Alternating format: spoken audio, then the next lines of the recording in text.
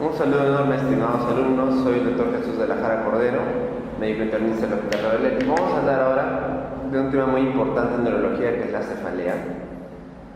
La cefalea tenemos como las causas más frecuentes, ¿no?, de la cefalea, que es el llamado obviamente dolor de cabeza. La más frecuente es desde luego la cefalea tensional, ¿no?, que es la más común.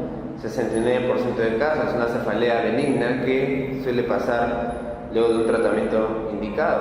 La migraña, en cambio, suele ser una condición crónica que el paciente va a tener ese problema durante toda su vida, un 16%, y luego tenemos otro tipo de migrañas relacionadas a algunos eventos como la punzante, ejercicio y desde luego la clúster, ¿no?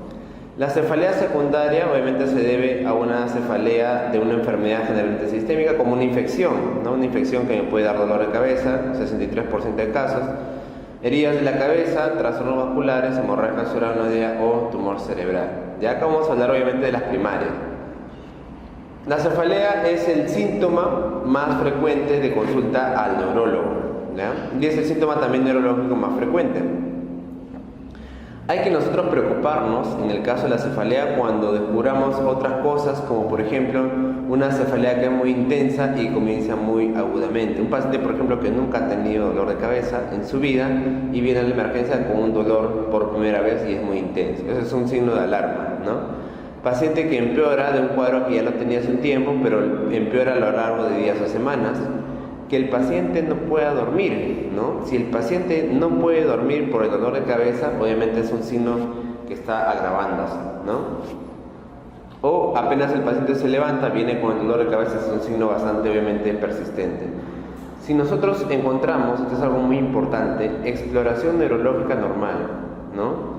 Paciente que viene con cefalea, por lo menos hay que hacerle un buen examen neurológico. Si tú le examinas al paciente y encuentras algo, ¿no? Encuentras, por ejemplo, el nistagmus, encuentras asimetría facial, encuentras falta de coordinación, encuentras algún tipo de focalización, debo preocuparme porque probablemente no se trate de una cefalea cualquiera. Si tiene fiebre, además, también es importante consignarlo, sobre todo si la cefalea es intensa. Paciente que vomita, cada vez que le duele la cabeza, vomita, obviamente eso es también para preocuparse, ¿no?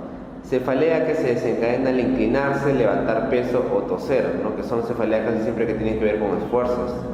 Padecer una enfermedad sistémica conocida, obviamente como el cáncer, colagenosis, ¿no?, o algún problema vascular, ¿no? Si tengo un paciente con cáncer que me empieza con una cefalea persistente, pues puede ser una metástasis del cerebro, ¿no?, o sea, del cáncer.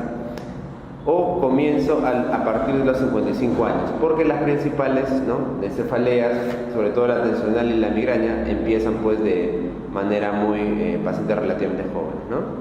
Entonces acá vamos a hacer un pequeño cuadro diferencial entre algunas cefaleas más importantes. Acá tenemos la migraña, la tensional, la de tipo clúster también, ¿no? Y por acá vamos a poner la neoplásica, que tiene que ver con los cánceres, ¿no? ¿Cómo es la característica de la cefalea por migraña? Esta cefalea casi siempre es una cefalea de tipo punzante o latido, ¿no? Punzante o en latido. La tensional es una cefalea de tipo opresiva, ¿sí? Clúster es una cefalea tipo punzante. Neoplásica es variable, ¿no? ¿Dónde se da la migraña? Se da en una sola parte del cráneo, hemicraniana, ¿sí? En una sola parte del cráneo, no da en toda la cabeza. La tensional es global, da en toda la cabeza, el dolor de cabeza es global y sobre todo se concentra en la parte occipital, ¿no? La de tipo clúster es netamente hemicranial, o sea, en mitad de la cara, mitad de la cara. La neoplásica puede ser variable también, ¿no?, local o general. Luego también tenemos lo que es la duración. La duración de la migraña puede ser de horas, puede ser 2 horas o puede ser incluso días. La tensional normalmente dura un par de horas, ¿sí? Es un par de horas. La clúster puede durar de 30 minutos hasta 4 horas, pero la característica es que se repite en el día, ¿no? Se repite, o sea, puede haber varios eventos en el día. Y la neoplásica también su duración es variable, ¿no? Mayormente es una duración permanente, y acá la persona incluso le levanta en la noche, dice, ¿no? Levanta en la noche. Dice que en la noche duele más todavía en el caso de tumores.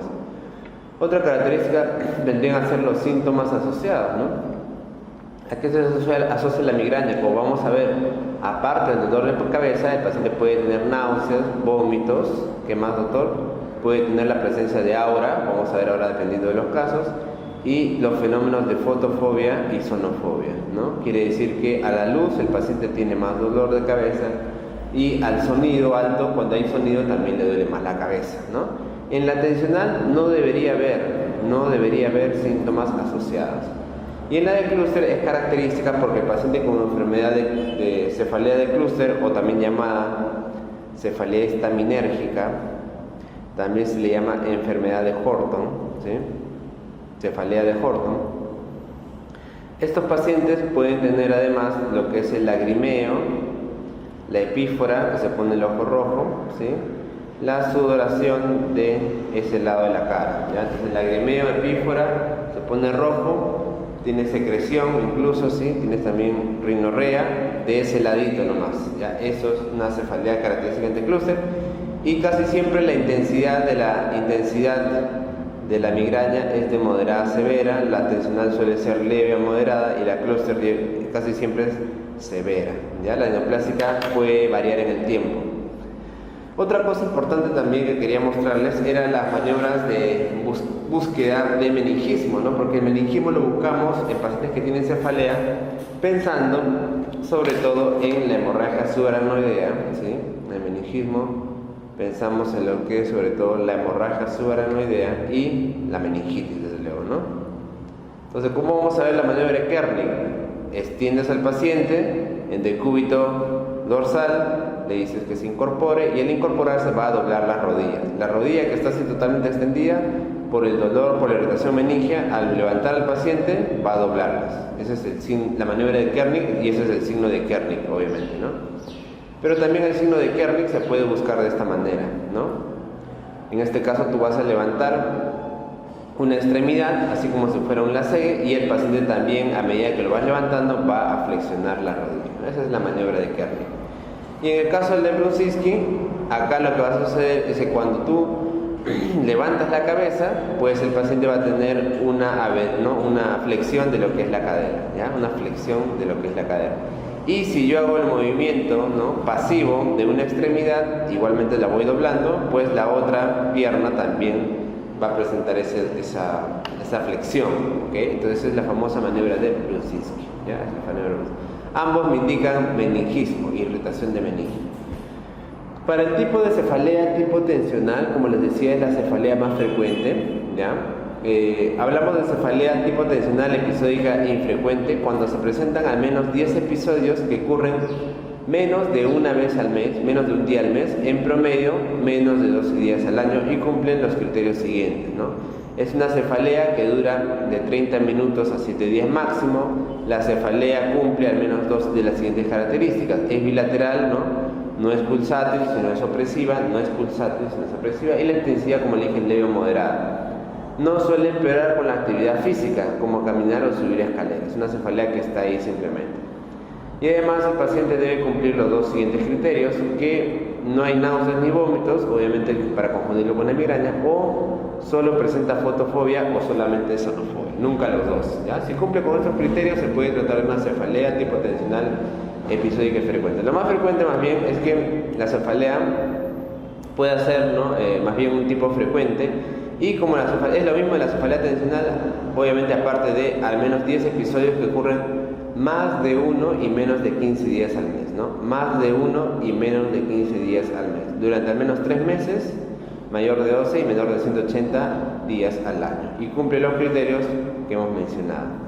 Y la cefalea, cuando se habla de tipo tensional pero ya crónica, no episodio frecuente, es una cefalea que ya tiene la característica de que ocurre al menos 15 días al mes, ¿ya? No más de 1 ni menos, sino 15 días al mes en promedio durante más de 3 meses, ¿no? Y además cumple los criterios que hemos mencionado. Entonces, ese es el tipo de cefalea en realidad más frecuente, ¿ya? Mayormente los pacientes en ese sentido son pacientes que tienen cefalea porque están de alguna u otra manera contracturados, tienen bastante tensión y por eso les viene el dolor de cabeza, ¿no? Es un dolor de cabeza global, el clásico que sentimos cuando estamos bastante estresados, ¿no? En cambio, en el caso de la migraña ya se supone que no solamente es una cefalea cualquiera, sino hay un problema a nivel de los receptores, por ejemplo, de serotonina, en cuanto a la liberación y a la aceptación de los neurotransmisores, ¿no? En este caso, por ejemplo, vemos la activación de los receptores 5-HT1B, que se van a encargar de la vasoconstricción directa.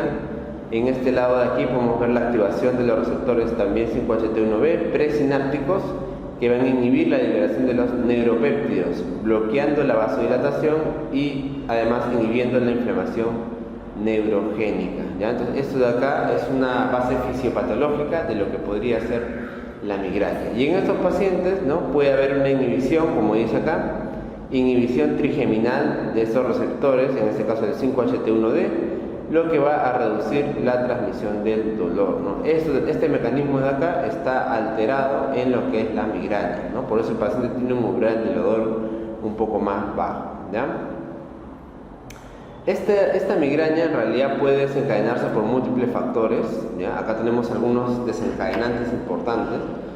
O sea, el paciente de migraña puede presentar el dolor intenso o aumentar su cuadro ya establecido con algunas variaciones hormonales, ¿no? Por ejemplo, la menstruación de la mujer, la ovulación, el uso de anticonceptivos orales pueden desencadenar la migraña, ¿no? El uso de dietéticos, por ejemplo, el tomar alcohol, alimentos que tengan ricos en nitrito, glutamatos monosódicos, ¿no?, que están mayormente en las conservas, aspartame, quesos y chocolate, se han visto que pueden favorecer o desencadenar las migrañas, ¿no? El ayuno prolongado también, una persona que deja de comer puede favorecer la parte migraña, ¿no? Desde luego los factores psicológicos, el estrés, fin de semana o vacaciones también, o la ansiedad puede favorecer la migraña, ¿no?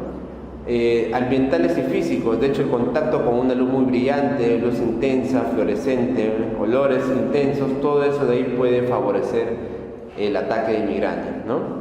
La falta del sueño también, y algunos fármacos que pueden también de alguna u otra manera, como la mantadina, bloqueadores de calcio, la cafeína, ¿no?, muy importante, la ciclofosfamida, los corticosteroides, los estrógenos, los mismos AINES, etcétera, pueden favorecer la migraña. Ahora, la migraña es de dos tipos importantes, ¿no? La migraña se divide en migraña con aura y la migraña sin aura, ¿no? La migraña con aura es la llamada migraña clásica, ¿ya? La migraña con aura es la llamada migraña clásica, mientras que la migraña sin aura es la migraña común. Desde luego, la que es más frecuente es la migraña común, ¿ya? O sea, a pesar de que lo característico, ¿no?, como dice ahí, lo clásico es que la migraña se acompañe de aura, lo más frecuente más bien es que el paciente tenga una migraña común que no se acompaña de aura. ¿Qué es el aura, doctor? El aura es una manifestación que puede aparecer generalmente antes de que empiece el dolor de cabeza, ¿ya? Mira, acá ponemos algunos ejemplos de pródromos, ¿no?, de la migraña, ¿no? El aura entonces puede aparecer, por ejemplo, así, ¿no? En este caso vemos un borde centellante, ¿no? Acá empezamos en la parte inicial con un brillo, ¿no?, a nivel más o menos paracentral, y luego este brillo va a ir aumentando y parece pues como si fuera una fortificación o en este caso como un clavel, una rosa, ¿no? Entonces este centelleo, esa alteración de la visión precede al dolor de cabeza, ¿no? Otros, mira, también podemos presentar como aura, ¿sí?, que vemos una parte ondulada, ¿no?, del campo visual, vemos así las imágenes medio onduladas, y casos más graves, lo que llamamos metamorfosia, ¿no?, metamorfopsia, el paciente puede tener ya incluso distorsiones, ¿no?, de la forma normal, ¿no? También podemos nosotros tener las llamadas miodesopsias, que son cuando vemos lo que es las moscas, ¿no? Vemos como mosquitas negras en todo el campo visual, esas son las miodesopsias, ¿ya? Y pueden preceder el ataque de migraña, ¿no? La aparición de la luz también, etc. Son mayormente fenómenos visuales, ¿no?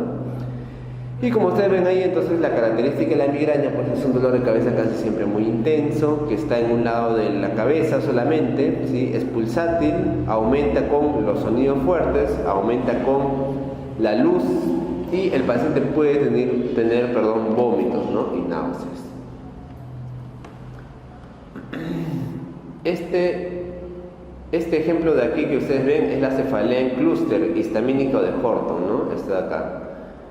Es un paciente, como les decía, ¿no?, que tiene un dolor también hemicraneal, pero que es muy intenso, que puede acompañarse de ojo rojo, como vemos acá, que es epífora. Vemos acá también puede tener lagrimeo, puede tener también rinorrea de ese lado solamente, ¿sí? Y también puede haber un dolor, el dolor pues casi siempre va a ser hemicraneal retroocular, ¿ya? Es un dolor retroocular.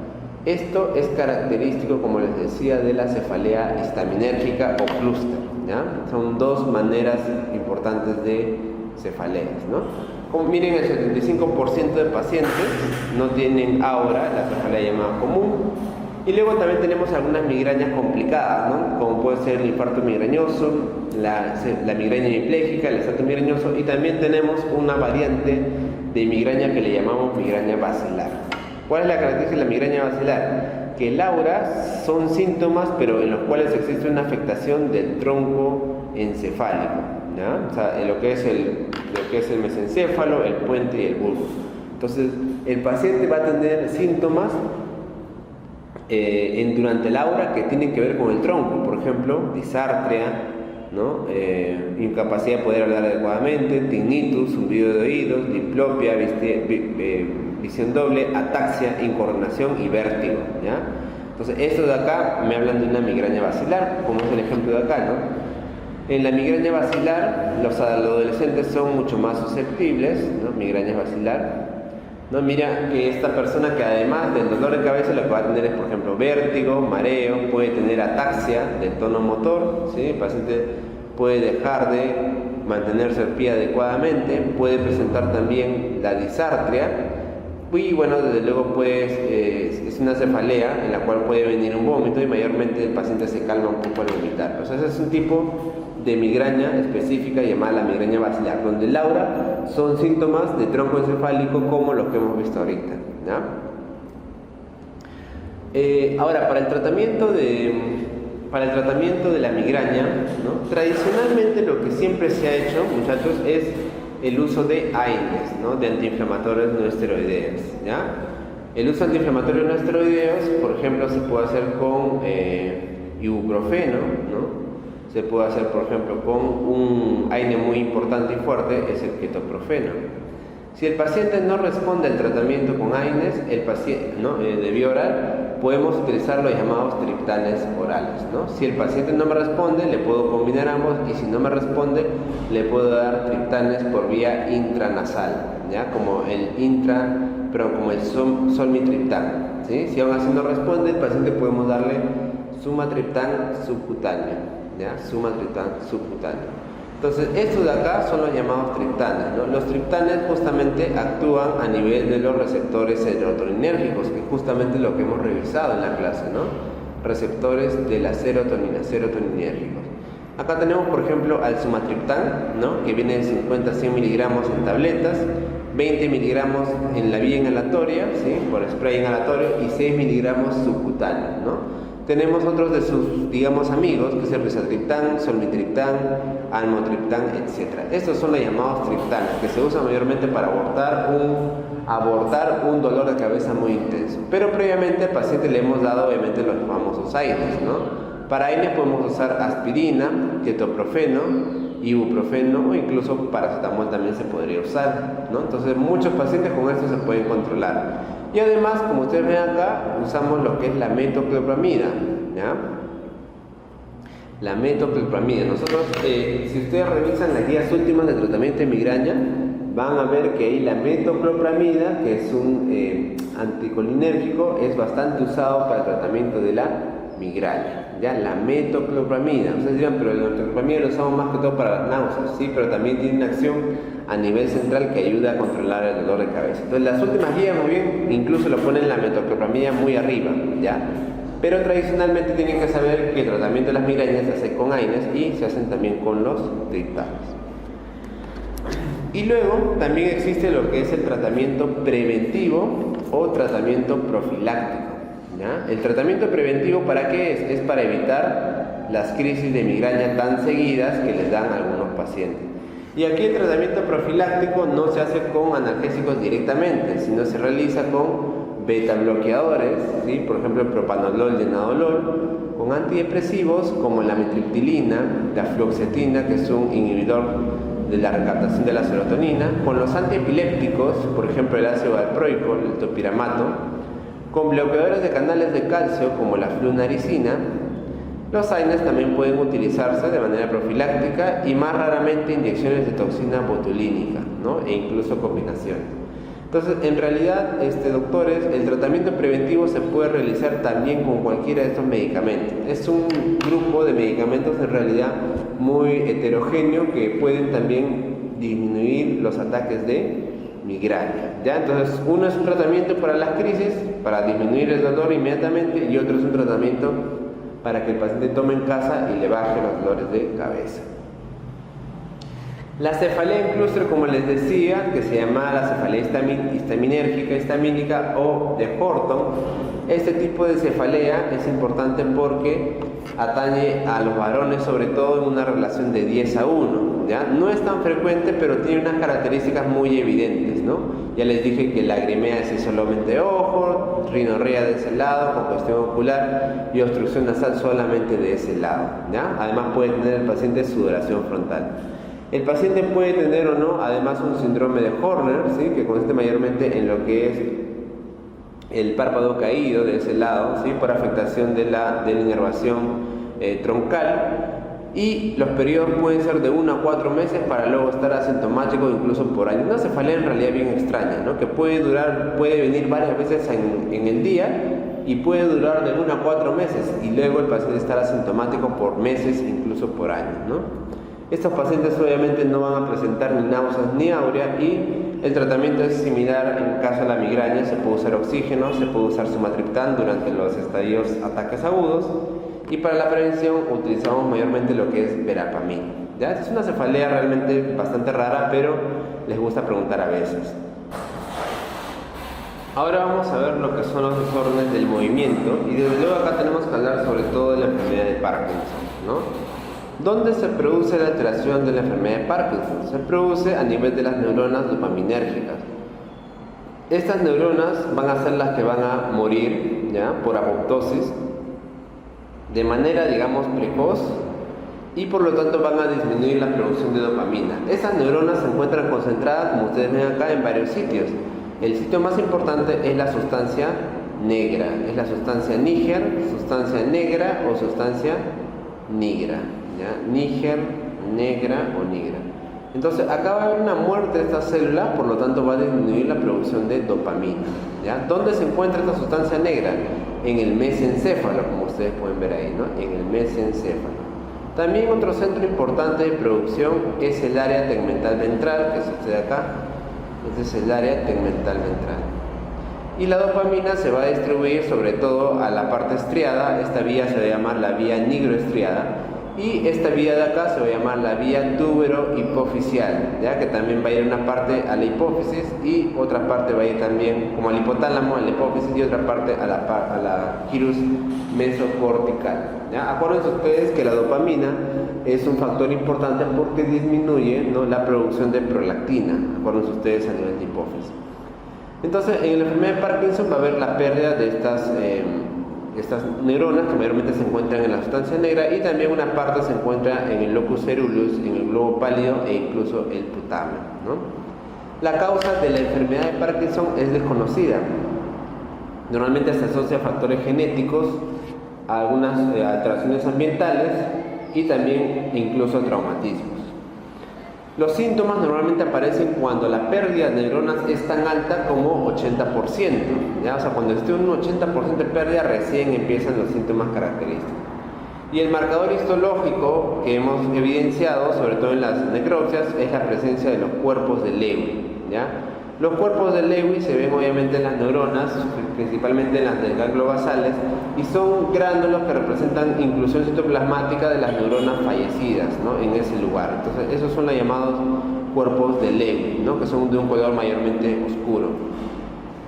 En general, lo que es el parkinsonismo puede ser de muchos tipos, ¿no? Cuando hablamos de la enfermedad de Parkinson, estamos hablando de la entidad, que es una enfermedad primaria de causa desconocida asociada a los cuerpos de Lewy, ¿no? Sin embargo, también existe un parkinsonismo que es hereditario, o sea, que tiene una explicación genética 100%, y su herencia puede ser autosómica dominante o incluso recesiva, ¿no? Doctor, hablamos de Parkinson Plus, Parkinsonismo Plus, cuando es un Parkinson que se asocia a otras enfermedades neurodegenerativas, ¿no? Por ejemplo, la enfermedad de Alzheimer, la enfermedad de Pick, la de Creutzfeldt-Jakob, la enfermedad de Huntington, la famosa parálisis supranuclear progresiva o la degeneración córtico-basal, ¿no? O sea, estos procesos, enfermedades neurodegenerativas, cuando se asocian con el Parkinson, pueden llevar a un Parkinsonismo plus. Y este Parkinsonismo plus va a tener como característica, pues obviamente que aparte del Parkinsonismo, que vendría a ser todos los síntomas del Parkinson, sobre todo lo que es el temblor al reposo, ¿no? La rigidez muscular, se va a agregar algunas características tan importantes como por ejemplo puede ser la demencia y la enfermedad de Alzheimer, ¿no? Por eso es tan importante, porque en la enfermedad de Parkinson, por ejemplo, desde el inicio no suele dar demencia. Es bien raro que un paciente con Parkinson debute con demencia. Entonces, si estamos ante un paciente con Parkinsonismo que además tiene demencia, debemos pensar más bien en otras entidades como el Parkinsonismo plus, ¿no? Y el Parkinsonismo sintomático, pues obviamente va a ser uno que es secundario a otra enfermedad, por ejemplo una infección, aunque eso es raro, toxinas, ¿sí? Como algunos medicamentos, ¿no? Sobre todo los fármacos llamados neurolépticos, ¿no? Por ejemplo el haloperidol o la clorpromacina, ¿no? Estos fármacos que se utilizan para el tratamiento, clorpromacina, que se utilizan para el tratamiento de la psicosis, ¿sí? Por eso son los neurolépticos, pueden causar como efecto adverso Parkinsonismo, ¿ya? También los tumores cerebrales, los traumas, los golpes craneales repetidos pueden causar también Parkinsonismo, incluso algunos tipos de infartos o enfermedades metabólicas. Entonces, cuando un paciente tiene el Parkinsonismo, ¿no? Que son estos síntomas principales, temblor, bradicinesia, rigidez e inestabilidad postural, el paciente puede tener la enfermedad de Parkinson, pero también podría tener otras entidades, ¿no? Que causan Parkinsonismo.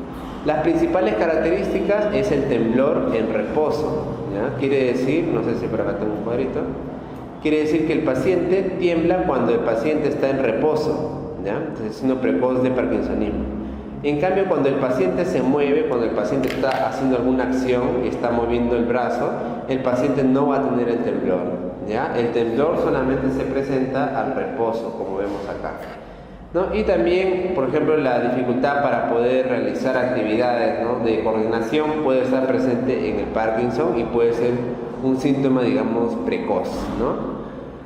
¿Qué más bien, doctor, si aparecen, qué síntomas nos hacen pensar de que no es Parkinson? Eso es de que no es Parkinson, ¿ya? Por ejemplo, ¿no? Si el paciente tiene inestabilidad postural en los 3 primeros años, si en los 3 primeros años está que se cae cada rato, puede ser otra enfermedad.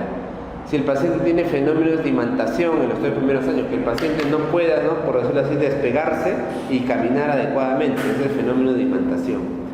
Si el paciente tiene alucinaciones, que no se relacionan con la medicación en los 3 primeros años, eso también puede ser otra enfermedad, porque el Parkinson no suele dar alucinaciones tan tempranas. Y también, como les mencioné, si la demencia, si los olvidos, la falta de memoria, ¿no? El trastorno de la personalidad es antes de los síntomas motores en el primer año, eso es bastante raro, ¿ya? Eso de ahí es bastante raro. Miren, acá por ejemplo lo que mostramos en este cuadrito, ¿ya? Es la evolución natural del Parkinson, ¿no? Acá lo clasificamos en 5 estadios, que son los que vamos a ver acá. En el estadio 1 el paciente va a tener una afectación unilateral, ¿ya? Entonces de un solo lado empieza a tener lo que es el temblor, ¿sí? Y lo que es la rigidez. Esa es una manifestación de tipo unilateral o asimétrica, ¿no? Puede el paciente estar en un poco semiflexión. En el estadio 2 ya el compromiso es bilateral y además el paciente puede tener algunos cambios de postura. En el estadio 4, en cambio, el paciente ya tiene grandes perturbaciones de lo que es la marcha, ¿ya?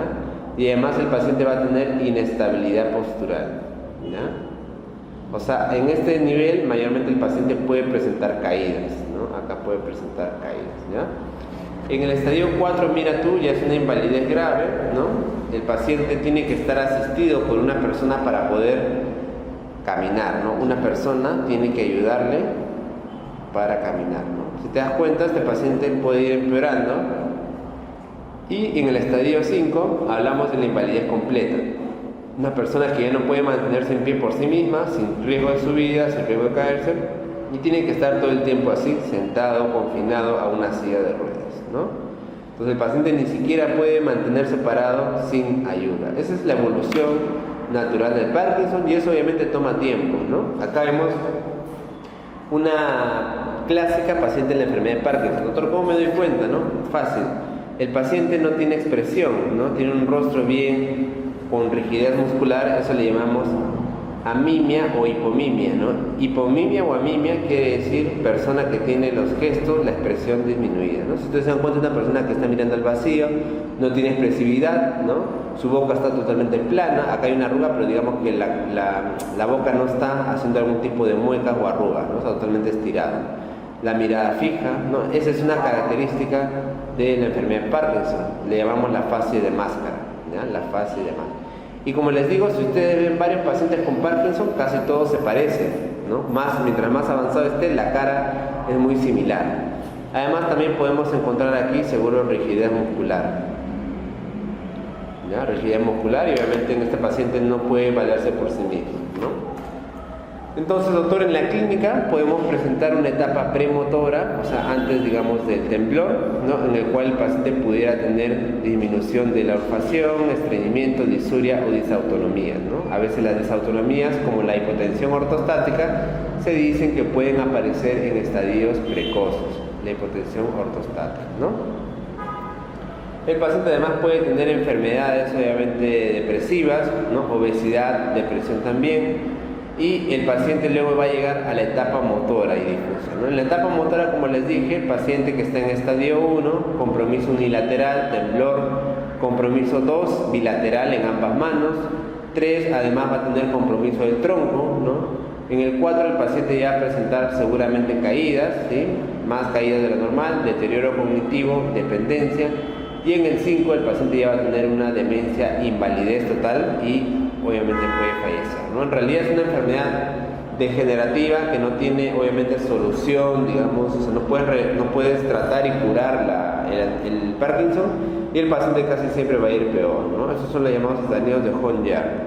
Y como ustedes ven acá, el tiempo de más o menos instalación de síntomas no puede ser relativamente un poco crónico, mayormente de años, ¿no? 3, 4, 5, incluso algunos hablan más de 10 o 20 años, ¿no? Esos son los estadios importantes, ¿no? Acá también tenemos otra clasificación, esta es la famosa clasificación de estadios de Hoehn-Yahr, y la clasificación de estadios de Braak me considera también la etapa premotora, ¿no? En el cual el paciente puede tener alteraciones previas al temblor, que en realidad puede ser el síntoma más importante, ¿no? Y el tiempo más o menos puede ir de 6 a 10 hasta 20 años de evolución, ¿no?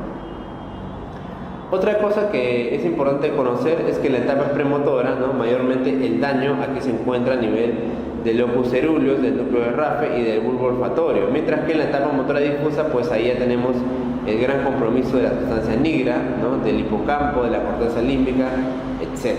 ¿Ya? Entonces poco a poco el compromiso va siendo más grande y la pérdida de neuronas dopaminérgicas también. Cuando el paciente tiene una pérdida de hormonas dopaminérgicas que es bastante excesiva, el tratamiento ideal sería en este paciente obviamente darle el suplemento que vendría a ser la levodopa, ¿no? Sin embargo, cuando el paciente es joven, vamos a ver acá, cuando el paciente es joven, me conviene más bien darle dopaminérgicos. ¿Por qué? Porque en pacientes jóvenes hay que guardar la reserva de dopamina, porque esta levodopa tiene bastantes efectos secundarios. Entonces, mientras más tarde lo usemos en la vida del paciente, mejor, ¿ya? Los agonistas dopaminérgicos tenemos, por ejemplo, la bromocriptina, el ropinol, el pergolide y la cabergolina. Estos medicamentos lo que van a hacer es unirse a los receptores dopaminérgicos y favorecer su acción, ¿ya? Mayormente lo podemos usar en monoterapia si existe afectación moderada y asociados a levodopa ya en fases avanzadas, ¿no? Idealmente no darles a pacientes que tengan trastornos psicóticos, infarto agudo de miocardio reciente o patología vascular, porque pueden ocasionar mayores problemas. Luego tenemos los famosos inhibidores de la COM. La COM es una enzima, la catecol oxi, esa es la catecol oxi metiltransferasa, ¿no? Es una enzima que en pocas palabras degrada lo que es la dopamina, por lo tanto si le damos inhibidores a esa enzima vamos a aumentar la disponibilidad, ¿no? Suele administrarse junto a levodopa y disminuye la metabolización. Luego tenemos también los inhibidores de la monoaminoxidasa como la saliginina, que también obviamente van a disminuir la acción de degradación de la enzima monoaminooxidasa. Finalmente, el paciente que ya es anciano o en todo caso no responde al tratamiento anterior, vamos a ofrecerle el mejor tratamiento disponible, ¿no? ¿Cuál es el mejor tratamiento disponible? La levodopa. La levodopa siempre se da con un aditivo que es la carbidopa, ¿ya? La función de la carbidopa, doctor, va a ser inhibir, pregunta de examen por ahí, la enzima de carboxilasa. ¿Por qué me conviene inhibir la enzima de carboxilasa? Porque la levodopa, ¿sí?, va a transformarse a dopamina por acción de esta decarboxilasa, ¿ya? Y esta decarboxilasa va a ser inhibida por la carbidopa, mientras que la levodopa esté junta con la carbidopa, van a estar paseando por todo el cuerpo y la levodopa no se va a transformar. Cuando pasa la barrera hematoencefálica, cuando la pastilla pasa la barrera hematoencefálica y llega al cerebro, ahí la carbidopa ya no va a pasar y se va a quedar solita la levodopa. Una vez en el cerebro, la levodopa va a ser transformada a dopamina. Ya la levodopa va a ser transformada a dopamina. Entonces, por eso le doy levodopa carbidopa para evitar la transformación en la sangre de la levodopa.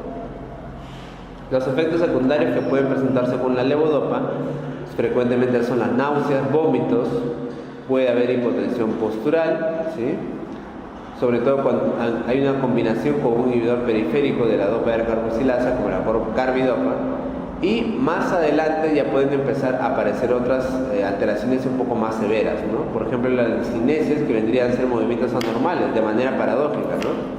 La inquietud motora, o sea, el paciente está bastante inquieto y no puede calmarse, no tiene sensación de escaparse, de que quiere irse corriendo. Eso se llama acaticia, y también puede haber confusión, ¿ya?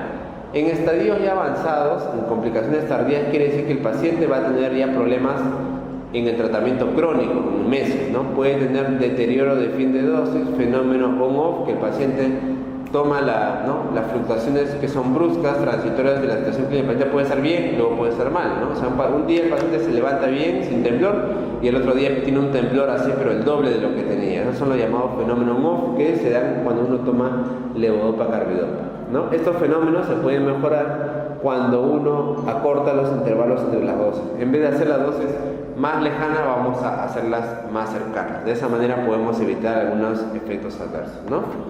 Y luego también podemos dar al paciente un anticolinérgico, que es el piperidino. Este lo podemos dar también en pacientes jóvenes, sobre todo a predominio de síntomas de temblor. Y evitar en mayores sí, porque puede producir problemas de memoria, ya al ser un anticolinérgico. Mayormente el piperidino lo usamos para tratar justamente, ¿no?, en pacientes jóvenes el tema del temblor, ¿ya? Y ¿cuáles son los fármacos que pueden producir un síndrome parecido al parkinsonismo? Habíamos hablado sobre todo de los antipsicóticos, ¿no?, o llamados neurolépticos. Y de estos, ¿cuáles? Los más antiguos, sobre todo el haloperidol y la clorpromazina. También los nuevos, como la olanzapina y la primosina, podían entrar, sí, pero más frecuentemente con los antiguos, ¿ya? ¿Qué otros medicamentos me pueden dar parkinsonismo? Pues los medicamentos que bloqueen a la dopamina, ¿no? Por ejemplo, uno de ellos es la metoclopramida, otro de ellos es la veraliprida. Los bloqueadores de la dopamina que usamos en vértigo y en ansiedad, como el sulpiride, por ejemplo. Los bloqueadores de los canales de calcio también pueden dar parkinsonismo. ¿Cuáles son ellos? Por ejemplo, el nifedipino, el verapamilo, la flunarizina. Incluso los antidepresivos, como la fluoxetina, los inhibidores de la recaptación de la serotonina, otros como por ejemplo la sertralina, pueden también producir parkinsonismo, ¿no? Los moduladores aminos, como el litio, algunos antiarrítmicos, como la amiodarona, y algunos inmunosupresores, como la ciclosporina o la citrabina, ¿ya? Entonces, en realidad, el riesgo de que produzca un Parkinson a partir de fármacos es más todavía en las mujeres y en edades avanzadas, ¿no? Obviamente, el parkinsonismo farmacológico es la causa más frecuente de parkinsonismo secundario. El tratamiento en general entonces es con la suplementación de la levodopa carbidopa, que me va a permitir nuevamente recuperar los niveles de dopamina y el paciente va a dejar de temblar tanto. En realidad es un tratamiento efectivo, el problema es que a largo plazo pueden tener efectos adversos. Luego tenemos a lo que es la llamada enfermedad de Huntington, ¿no?, o corea de Huntington, ¿no? La corea de Huntington es una enfermedad que es la forma más común de corea hereditario, ¿no? Los movimientos coreicos son movimientos involuntarios que tiene el paciente pero que son movimientos más bien bastante intensos, bastante aparatosos, ¿no? Tú lo ves a la persona así, con movimientos contra paradójicos y bastante amplios, ¿no? En extensión. Esta enfermedad es una enfermedad genética que en realidad se transmite de forma autosómica dominante.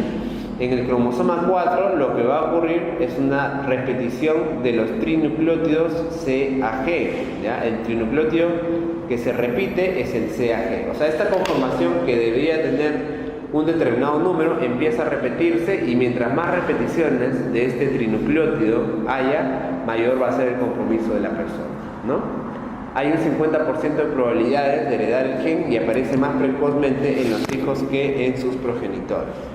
La mayoría de pacientes debuta a los 30 a 40 años, pero como les digo, ¿no? Los hijos de los afectados van a debutar todavía más jóvenes. A este fenómeno, el cual los hijos presentan presentan antes la enfermedad, a ese fenómeno se le llama anticipación, ¿no? Anticipación genética. Anticipación genética. Y como ven acá, la expectativa de vida, ¿no? Es aproximadamente de 10 a 25 años. La causa más frecuente de mortalidad en pacientes con corea es las infecciones tipo neumonía aspirativa, ¿no? El paciente va a tener un deterioro cognitivo también de la parte subcortical y puede tener incluso alteraciones psiquiátricas y del comportamiento. Puede ir de la depresión a la apatía, al aislamiento, incluso el trastorno obsesivo compulsivo, ¿no? Esta enfermedad, entonces, como les dije, la corea de Huntington es una enfermedad totalmente genética, y en el Perú hay prevalencia aumentada en la región de Cañete, ¿ya? Mayormente por un tema familiar. El diagnóstico se hace con el cuadro clínico típico más la historia familiar positiva, ¿no? Obviamente estos pacientes tienen padres, tienen madres que pueden haber tenido obviamente los mismos síntomas de jóvenes o hasta hace poco, ¿no?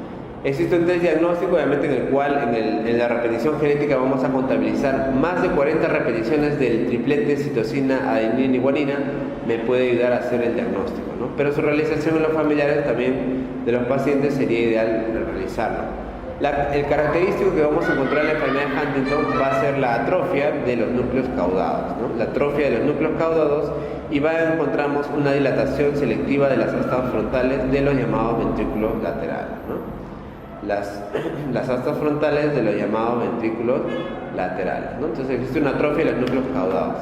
El tratamiento simplemente va a ser sintomático con neurolépticos que van a mejorar la corea y los trastornos del comportamiento. Entonces, estas personas que tienen, ¿no?, frecuentemente los movimientos coreicos van a ser tratados con neurolépticos, ¿ya? Neurolépticos pueden ser los típicos o pueden ser los atípicos, ¿no? Podemos usar la peridol, podemos usar en este caso olanzapina o clozapina, ¿ya? Mejoran el comportamiento de la persona porque muchos de ellos tienen problemas, como les digo, psiquiátricos, y también el movimiento coreico.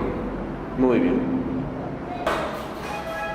Muy bien, ahora vamos a hablar de las neuropatías periféricas, y acá obviamente nos vamos a referir al famoso síndrome de Guillain-Barré, no tan en boga últimamente porque lamentablemente hubo una epidemia en lo que es la parte norte del Perú y también en Lima, ¿no? Sobre todo en Trujillo, en Chiclayo, en Lima, hubo un aumento abrumador de los casos de Guillain-Barré como nunca se había visto antes, ¿no? Esto probablemente se ha debido a un enterovirus mutado, ¿no? Que es lo que casi siempre causan problemas, ¿no? Los virus cuando tienen algún grado de mutación y pueden afectar a un montón de pacientes, ¿no? Sin embargo, como ya ustedes saben, el síndrome de Guillain-Barré es una enfermedad autoinmune, ya no es una enfermedad infecciosa, es una enfermedad autoinmune, que quizás sí se ha comportado como una infecciosa en el sentido de que un elemento infeccioso puede haber desencadenado la respuesta inmune de mayor proporción de lo que lo hacían otros generalmente, ¿no?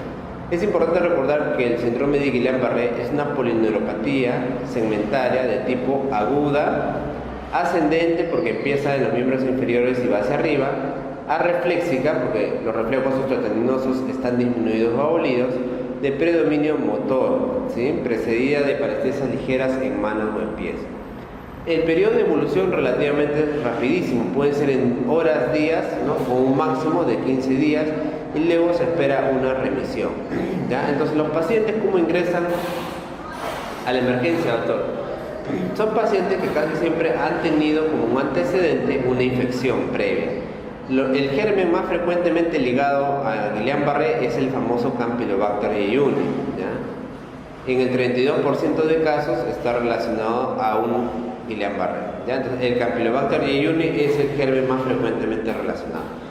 Otro germen que también puede causar o desencadenar la respuesta autoinmune es el citomegalovirus, el virus de Epstein-Barr y el Mycoplasma pneumoniae. Ya como les digo, el enterovirus también ha aparecido por ahí.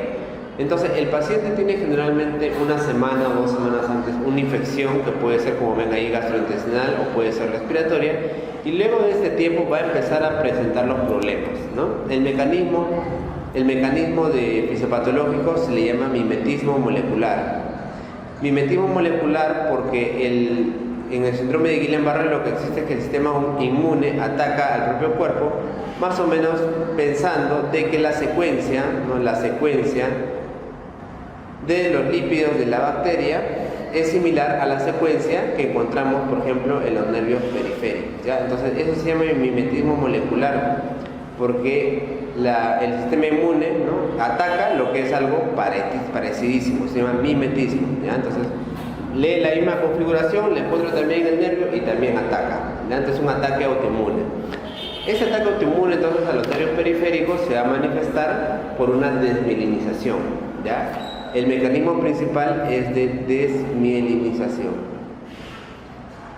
Esa desmielinización va a llevar a cabo mayormente dificultad para el movimiento, o sea, problemas motores. Sin embargo, como dice ahí, puede ser precedido por parestesia, ¿no? El paciente puede tener parestesia, puede tener sensación de hormigueo en los pies y luego, ¿qué va a empezar a pasar? Va a empezar a tener disminución de la fuerza muscular, ¿ya? Va a tener disminución de la fuerza muscular. Vamos a encontrar que la fuerza va a estar muy baja, sobre todo a nivel distal y sobre todo a nivel de los miembros inferiores. Poco a poco esta disminución de fuerza puede ir ascendiendo y puede llegar incluso a los músculos respiratorios. Doctor, cuando llega a los músculos respiratorios, obviamente vamos a tener la complicación principal que vendría a ser la insuficiencia respiratoria. El paciente ya no va a poder ventilar adecuadamente y el paciente, si no es tratado, puede morir, ¿ya? Por eso el paciente con síndrome de Guillain-Barré, cuando ingresa a la emergencia, es bueno hacerle un análisis de gases arteriales, ¿no?, para ver cómo está su oxígeno, cómo está su saturación, y en función de eso vamos a ver si el paciente empeora, va a necesitar ventilación mecánica. Estos pacientes frecuentemente requieren ventilación mecánica. ¿Para qué, doctor? Para obviamente darle la fuerza para que el paciente pueda respirar y ventilar adecuadamente, ¿ya? Puede haber además paresia facial bilateral en el 50% de casos, y otros pares craneales que suelen afectarles son el par 12, que inerva la lengua, y la que implica la musculatura deglutoria, obviamente, ¿ya? Entonces estos pacientes pueden tener compromiso también un poquito central, ¿no? Pero lo más frecuente, como les dije, es que sea periférico. El Guillain-Barré tiene a su vez algunos tipos de manifestaciones. Una de ellas es la polineuropatía desmielinizante aguda, que es la característica que ya hemos hablado, ¿no? Hablamos de polineuropatía porque en realidad todos los nervios son afectados, pero cuando hablamos de polineuropatía es casi siempre una afectación simétrica, ¿no? Quiere decir que el paciente va a tener afectación de ambos miembros inferiores a la vez, ¿no? Otro tipo de variaciones son las llamadas neuropatías axonales motoras, ¿no? Acá tenemos las clases que son la neuropatía axonal motora sensitiva y la neuropatía axonal motora de conducción, ¿ya? El paciente, más o menos, que tienen ese tipo de alteraciones pueden expresar IgG, o sea, anticuerpos anormales contra GM1 y GD1, esos son los llamados gangliósidos, ¿no? Anticuerpos contra GM1 y GD1, ¿no? En realidad esos anticuerpos no se suelen dosar, o sea, no se suelen tomar, no lo tenemos, y además, ¿no?, como ustedes ven, forman parte mayormente de las variaciones más raras de Guillain-Barré, ¿no? Siendo la más frecuente, como les había dicho, esta de acá, que hasta ahora no se ha relacionado de manera adecuada a algún tipo de anticuerpo. Y, doctor, también tenemos el famoso síndrome de Miller-Fisher, ¿no? El síndrome de Miller-Fisher la mayoría lo considera como un tipo de Guillain-Barré, sin embargo se caracteriza por una triada, que es esta de aquí. El paciente va a tener arreflexia, como en Guillain-Barré, va a tener ataxia severa, pero va a tener oftalmoplegia, ¿no? Acuérdate que el Guillain-Barré mayormente era un compromiso distal. Estos pacientes con el síndrome de Miller-Fisher van a tener caída del párpado, ¿no?, como la hemastenia, oftalmoplegia. Y además también pueden tener escaso compromiso de debilidad muscular. Entonces es una variante en realidad muy importante y también muy diferente, ¿no? Entonces el paciente, doctor, yo me doy cuenta con el diagnóstico de Guillain-Barré más que todo por la clínica, ¿ya? Porque la clínica es característica, es un paciente, como les dije, que en cuestión de horas o días, por eso es agudo, el paciente va a perder la fuerza muscular empezando de abajo, ¿ya? Entonces en realidad el diagnóstico es clínico y es bastante fácil. Yo le voy a examinar los reflejos, doctor, y voy a encontrar arreflexia o hiporreflexia, ¿ya? Entonces es una parálisis que empieza en los miembros inferiores y que no tiene reflejos al examen. Sin embargo, también podemos hacer un examen que es el líquido cefalorraquídeo, y es importante porque tiene una característica muy importante, que es la disociación albúmino-citológica, ¿ya? La disociación albúmino-citológica. ¿En qué consiste esta característica?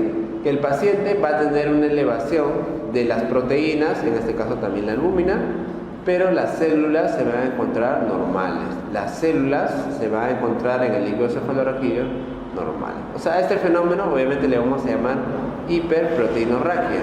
Hiperproteinorraquia, ¿ya? Elevación de las proteínas en el líquido cefalorraquídeo. Normalmente, por ejemplo, cuando hablamos de meningitis, ¿no? Cuando el paciente tiene meningitis, las células, obviamente los leucocitos se elevan, 1000, 2000, y las proteínas también. Acá el fenómeno es que no se elevan las células, están normales, y más bien las proteínas sí. A eso se llama disociación albúmino-citológica. Este signo va a aparecer en los pacientes con Guillain-Barré luego de 7 días de la primera semana de inicio de síntomas. Quiere decir que si me viene un paciente con Guillain-Barré que tiene 2 días que ha empezado a perder la fuerza, yo no le voy a tomar el líquido cefalorraquídeo porque me va a salir normal, ¿ya? Entonces yo lo hago a partir de la primera semana, y luego tiene un pico máximo, o sea, el pico en el cual más alto va a salir esto va a ser en la tercera semana. Es muy raro que el paciente tenga, como les digo, células pues aumentadas, ¿no? Si presentar esas células, la literatura nos dice podemos pensar en VIH primero, ¿no? Porque en realidad no se va tanto con esto. Muy bien, entonces el paciente que viene con Guillain-Barré, ¿cuál es el manejo? El manejo obviamente es el internamiento y sobre todo las medidas de soporte, ¿no? Como ustedes ven, el 30% de pacientes requiere ventilación asistida. Quiere decir que 3 de cada 10 pacientes van a ir a máquina de ventilación, ¿no? A ventilación mecánica, ¿no? Y como te digo, le vamos a dar la ventilación mecánica mientras pase el episodio agudo del ataque autoinmune. Una vez que pasa, ya el paciente se recupera y puede salir de la ventilación, ¿no?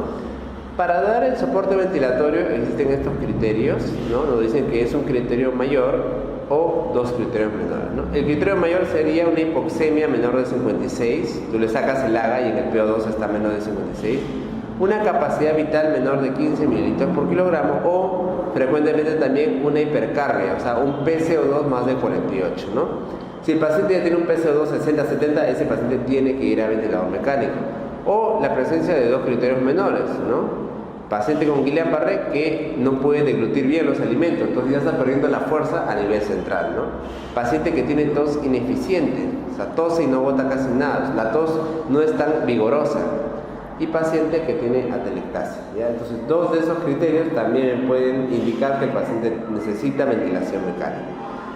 Y el tratamiento para el ataque autoinmune es administrarle al paciente lo que es la plasmaféresis o las inmunoglobulinas endovenosas, ¿ya? La plasmaféresis es un procedimiento de recambio plasmático, ¿ya? Es como si fuera una mini diálisis, ¿ya? En el cual vamos a depurar los anticuerpos.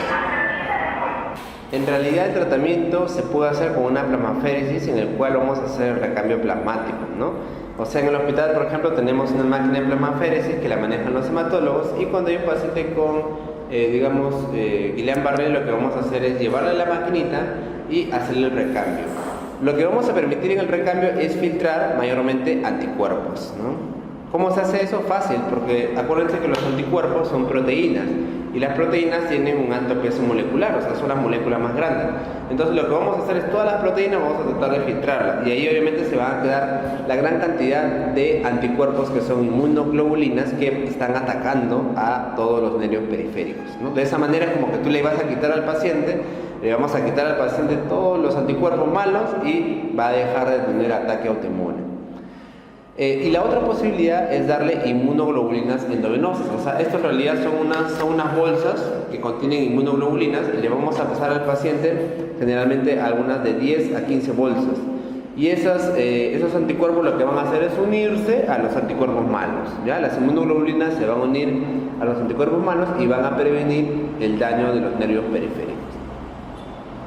En las 2 primeras semanas son útiles para abreviar el paso de recuperación y además mejoran el pronóstico funcional a largo plazo. Quieren decir que mientras la persona más pronto recibe el tratamiento, mejor va a evolucionar, ya no va a quedar con tantas secuelas o se va a recuperar más fácilmente la posibilidad de mover adecuadamente las extremidades.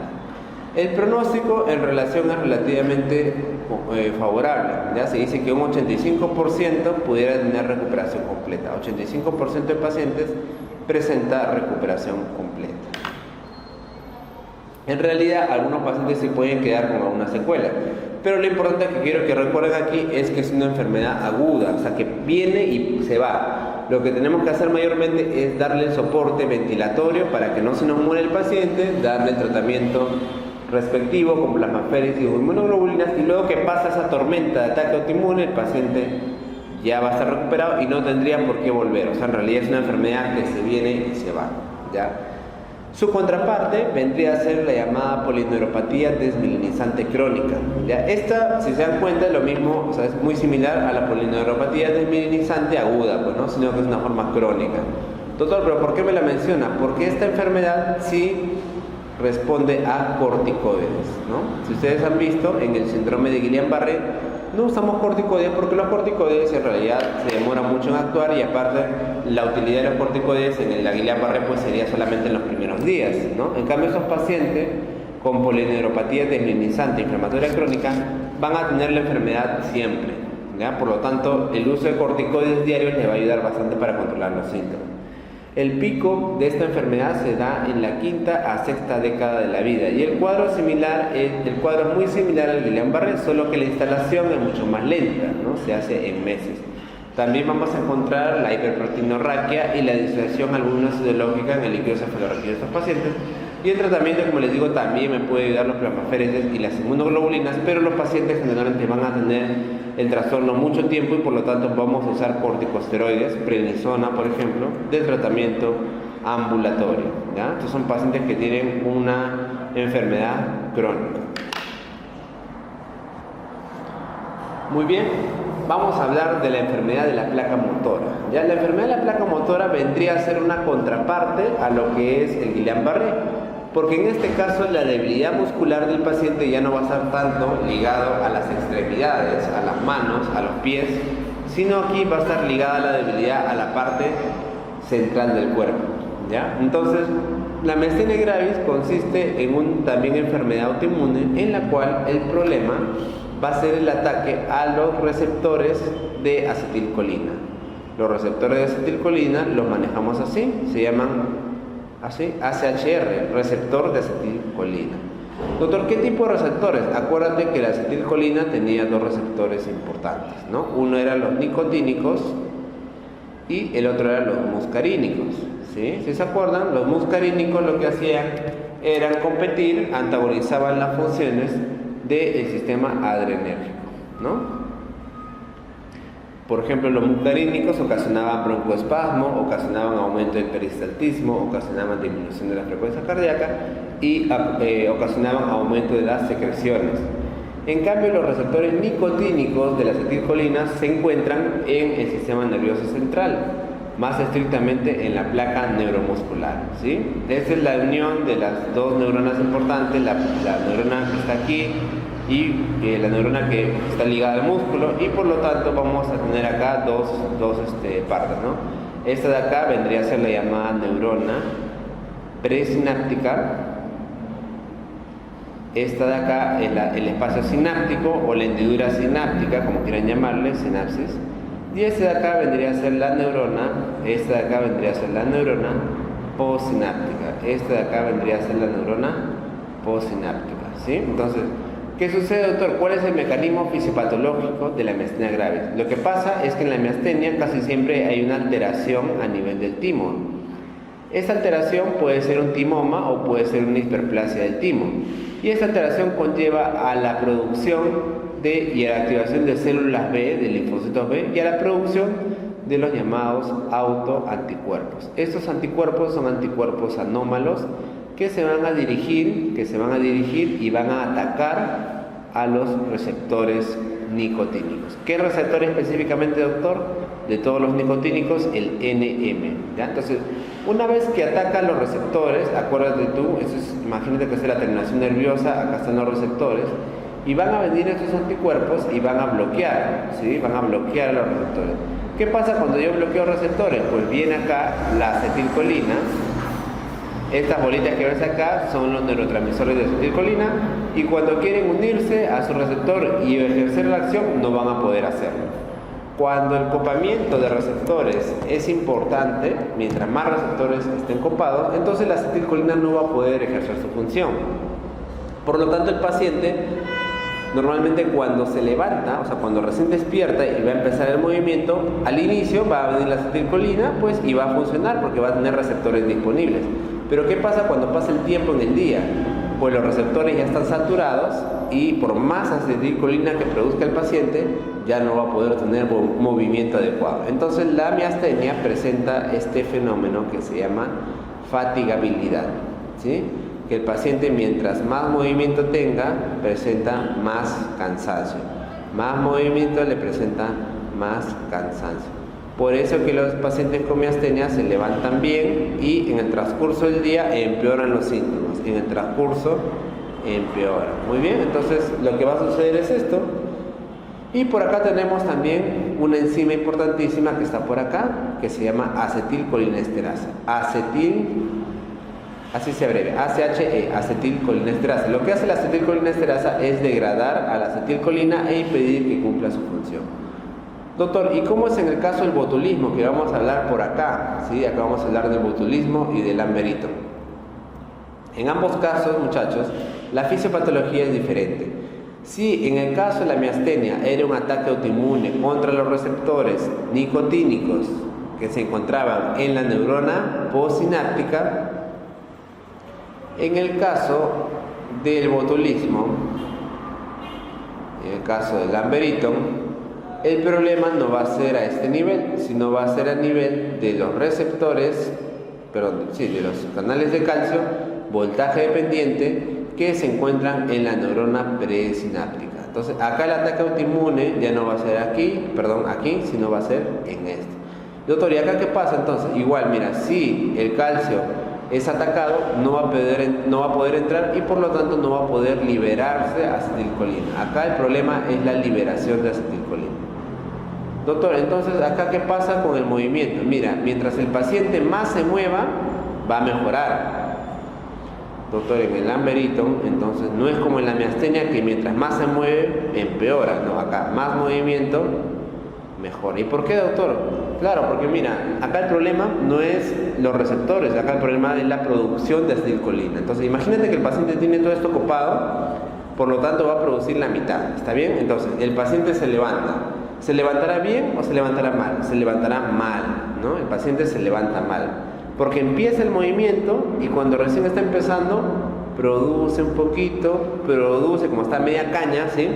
Entonces el movimiento es pésimo. Doctor, una vez que pasa el día, mientras el paciente haga más movimiento, va a producir más acetilcolina y los receptores van a ir llenándose y el paciente va moviéndose mejor. ¿Está bien? Entonces, el mecanismo fisiopatológico hace que en este caso el movimiento favorezca, ¿no? Favorezca la enfermedad. ¿Está bien? O sea, favorezca que la persona esté bien, ¿no? La miastenia gravis entonces es un trastorno neuromuscular por la disminución de los receptores en la placa neuromuscular a nivel postsináptico, ¿no? Los anticuerpos que mayormente se ven son estos, los anticuerpos contra los receptores de acetilcolina, en el 80% de casos, ¿no? También existen otros anticuerpos que pueden producirse como los anti-MuSC o las anti-LRP4 que atacan mayormente la parte muscular, ¿no? Los pacientes con miastenia, doctor, mayormente son mujeres, ¿sí? Dijimos también que mayormente tienen algún tipo de alteración a nivel de la glándula conocida como timo. Puede haber una hiperplasia en el 60% y un timoma en el 10% de casos, ¿no? Además también, acuérdense ustedes ese fenómeno que siempre decimos, que una enfermedad autoinmune siempre se acompaña de otras enfermedades autoinmunes, ¿no? Entonces, estas mujeres, además de miastenia, pueden tener otras enfermedades autoinmunes como tiroiditis, enfermedad de Graves, lupus, eritematoso sistémico, artritis reumatoide, ¿no? Y suele ser más temprana en mujeres que en varones. Acá tenemos unas imágenes que son desde luego de pacientes con miastenia graves, ¿no? En el caso acá vemos una radiografía en la cual encontramos un ensanchamiento evidente del mediastino, que debería ser más o menos así, ¿no? Un ensanchamiento del mediastino. Y cuando le tomamos la tomografía, doctor, vemos que delante del corazón encontramos una masa que vendría a ser un tumor, ¿no? Un tumor de timo, un timoma, ¿ya? Esto es posiblemente la causa en la mayoría, como ustedes han visto, de casos, ¿no? Las miastenias entonces que se relacionan con un inicio temprano, ¿no? Mayormente hablamos de eso cuando es menos de 50 años, ¿no? La proporción de pacientes es de 15 a 25% y lo que encontramos frecuentemente es la hiperplasia, ¿no? Los pacientes que tienen inicio tardío de las manifestaciones de la miastenia, acá también encontramos los anticuerpos contra el receptor de acetilcolina, ¿no?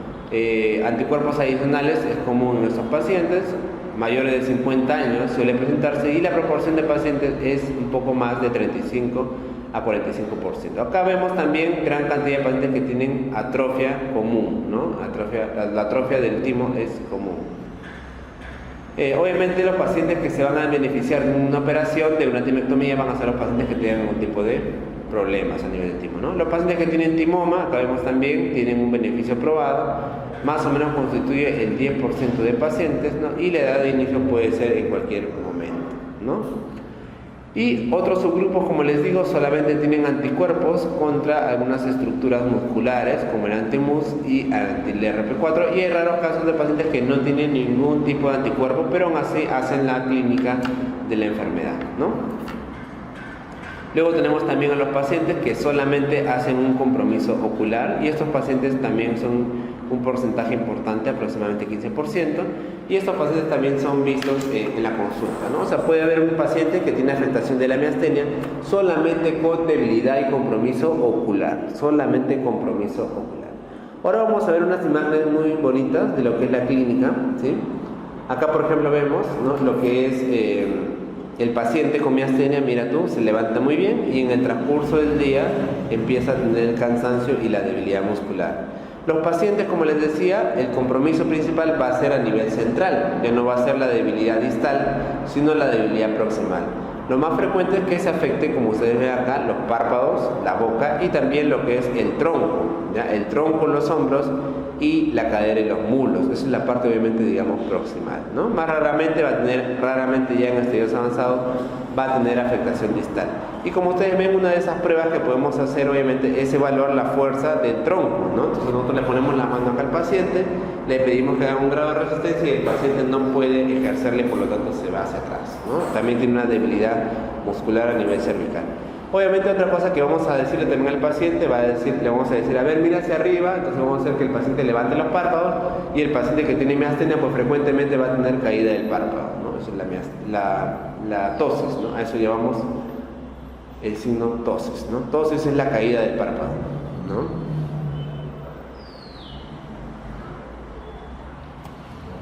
La ptosis va a ocasionar la diplopia, que es la visión doble, ¿ya? Entonces, paciente que cursa con debilidad y fatibilidad muscular, ¿no?, varía a lo largo del día, empeora con el esfuerzo, ya dijimos. Los músculos faciales suelen ser los primeros en afectarse con una ptosis, caída de párpados, y esto va a ocasionar una visión doble, que es la diplopia, ¿no? Visión doble. El paciente también puede tener, como les digo, debilidad en la masticación, puede tener una voz nasal, ¿sí?, y disartria y disfagia, ¿no? Va a tener dificultad para poder pasar los alimentos justamente por debilidad de los músculos vulvares, ¿no? En el 85% de los casos, el paciente va a tener una generalización y puede afectar a los músculos de los miembros, sobre todo va a tener una debilidad proximal. ¿Cómo van a estar los reflejos acá, doctor? Acá los reflejos están normales, ¿ya? No es como en el caso del Guillain-Barré, que es arrefléxico. Acá los reflejos están normales. Y es bien raro que se presente afectación autonómica, no suele haber afectación autonómica. Hay un trastorno que es bastante raro, que se da en los neonatos recién nacidos, que es cuando la mamita les pasa los anticuerpos al feto, ¿no? Mayormente estos neonatos pueden producir clínica a los 2 o 3 días del nacimiento y se caracteriza obviamente por dificultad para poder succionar, ¿no? Suele limitarse en 2 semanas luego de que ha pasado la exposición a los anticuerpos, ¿no? Doctor, ¿el diagnóstico cómo se hace? Mira, clásicamente, el diagnóstico se hace con el test de cloruro de hidrofonio o el test de tensino, ¿ya? Lo que se hace acá es se utiliza un inhibidor de la colinesterasa de corta acción que va a incrementar la cantidad de la acetilcolina en la unión neuromuscular, ¿ya? Entonces lo que hacemos acá es utilizar un inhibidor de la acetilcolinesterasa, por ejemplo el hidrofonio, que va a tener una acción tan pequeñita que simplemente me va a servir para el diagnóstico. ¿Qué va a pasar en ese momento, doctor?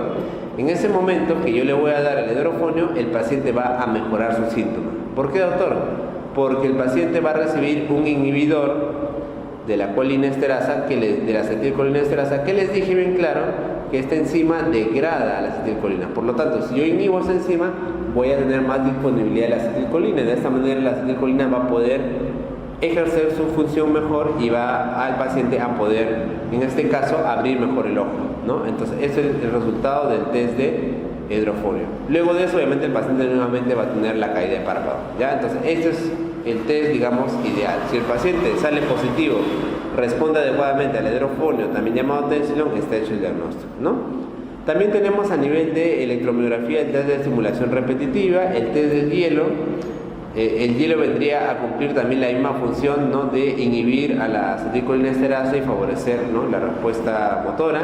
Y el test de la fibra úrica también se realiza, pues, obviamente a nivel de electromiografía, ¿no? El dosaje de anticuerpos, los que hemos revisado, ¿no?, sobre todo el antirreceptor anticolinérgico o, en todo caso, el antimusco, ¿no? Hablamos de crisis miasténica cuando el paciente ya tiene un compromiso importante de la musculatura que es generalizado y además tiene compromiso respiratorio.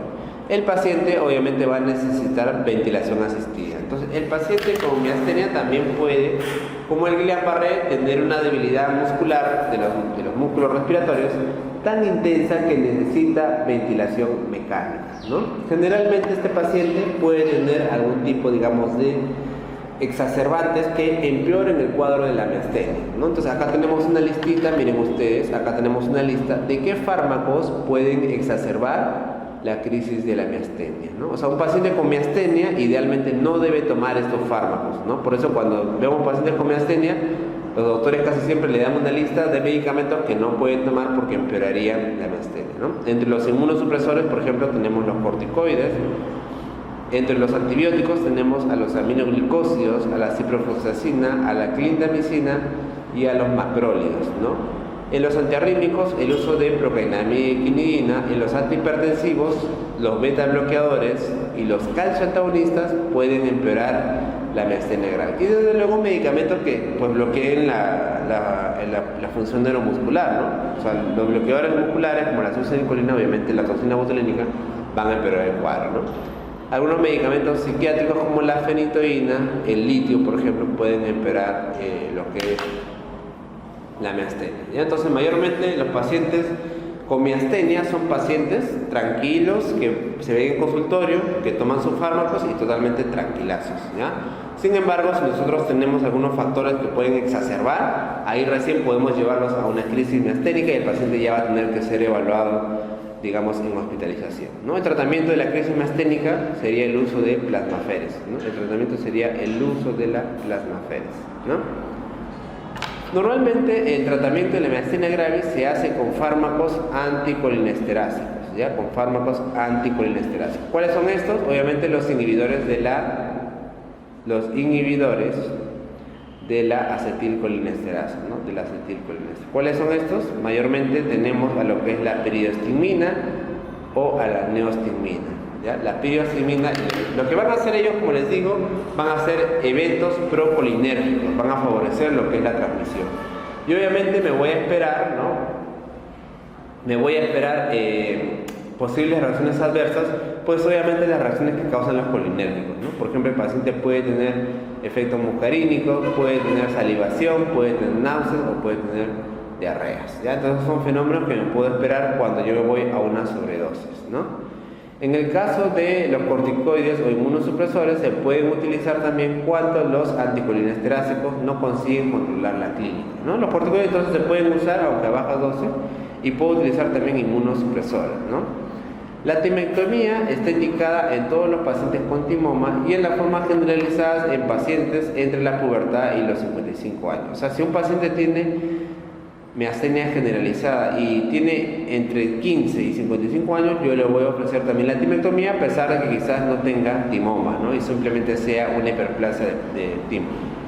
No se ha llegado todavía a un acuerdo si la timectomía se debería recomendar como norma en los niños o en los pacientes ya ancianos, ¿ya? Entonces, mayormente el tratamiento de la miastenia grave va a ser el control con los anticolinesterácicos y también podría agregar inmunosupresores si el paciente no se controla, ¿ya? Pero en realidad son pacientes casi siempre sencillos que nunca se hospitalizan y que pasan buen tiempo tranquilos, ¿no?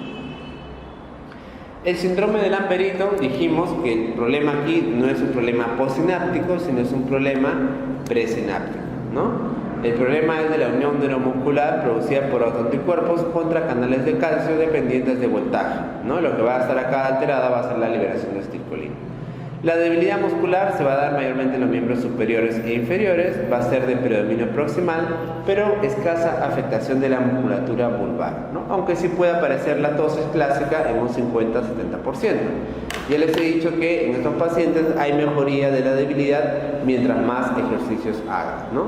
Acá sí vamos a poder encontrar reflejos osteotendinosos bajos, ¿ya? O ausentes. Los ROT acá sí van a estar bajos. Puede presentar también el paciente disautonomías, o sea, puede presentar alteraciones a niveles del sistema autonómico, puede presentar sequedad de boca, impotencia o impotencia sexual, obviamente, o visión borrosa, ¿no? El Lamberito es un síndrome característico que es un síndrome paraneoplásico, o sea, el síndrome de Lamberito se debe a que el paciente tiene un cáncer que le está ocasionando estas molestias, ¿no? El síndrome paraneoplásico se debe en este caso a un cáncer casi siempre pulmonar de células pequeñas. Este carcinoma pulmonar de células pequeñas también se le llama en células de avellana, o también se le llama los llamadas Watson. Entonces, ¿no? Estos pacientes pudieran beneficiarse de una radiografía de tórax, ¿no? Porque puede ahí evidenciarse el carcinoma pulmonar de células pequeñas. Ese es un síndrome netamente paraneoplásico, ¿no? Los pacientes tienen un cáncer que es lo que le ocasiona la respuesta autoinmune, ¿no? En electrofisiología, la estimulación repetitiva de ondas produce un aumento del potencial de las respuestas. El tratamiento sería la extirpación del tumor, ¿no? La plasmaféresis y la terapia inmunosupresora. También podríamos utilizar guanetidina o diaminopiridina para facilitar la liberación. Estos agentes facilitan la liberación, ¿no? de la acetilcolina, ¿ya? Que es lo que está afectado en este caso. En el botulismo, el fenómeno también es similar, como les decía, ¿no? En este caso hay un trastorno que es presináptico, pero que es producido por la toxina botulínica, ¿no? La toxina botulínica de la bacteria pues conocida como Clostridium botulinum, ¿no? Botulinum. Entonces va a generar lo mismo que los anticuerpos como hemos visto antes, bloquear la liberación de la acetilcolina mediada por el calcio, ¿no? Aparece a cualquier edad, siendo la más frecuente la del lactante, ¿no? También a través de la miel o por conservas o heridas, ¿no? A través de las conservas también dañadas puede crecer el Clostridium botulinum, ¿no? La clínica va a ser una disfunción gastrointestinal que casi siempre va a preceder al inicio de la clínica neurológica.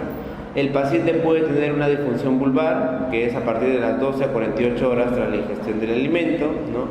Puede haber visión borrosa, diplopia, sequedad de ojos, boca e incluso hilo paralítico, ¿no? El paciente puede tener síntomas autonómicos de estreñimiento, redención urinaria y migratis y posteriormente va a presentar la parálisis, en este caso descendente simétrica, ¿no? El paciente va a tener parálisis de todos los músculos estriados, sobre todo primero los pares craneales y luego se extiende a todo el cuerpo. El paciente en algún momento puede llegar también a dificultar la respiración y puede esto llevar a la muerte, ¿no? Realmente no produce neuropatías ni afecta al sistema nervioso central. El hallazgo es por el hallazgo de la toxina del Clostridium en el suelo. Acuérdense ustedes que el Clostridium no suele cultivarse, sino hallamos la toxina. Y el tratamiento sería soporte vital, no intubación, ventilación mecánica si lo requiere, más la administración de la antitoxina equina, ¿no? Esta antitoxina equina se ha visto que no tiene mucha utilidad en las formas infantiles, ¿no? Mayormente es el tratamiento de soporte, es el famoso botulismo. Y ahora vamos a hablar de las enfermedades por alteración de la mielina, ¿no? Obviamente hemos hablado de una de ellas, pero en el sistema nervioso periférico, que es el síndrome de Guillain-Barré. Ahora más bien vamos a referirnos a la enfermedad típica, ¿no?, de la desmielinización del sistema nervioso central, que es la esclerosis múltiple, ¿no? La esclerosis múltiple, también llamada en algunos países en placas.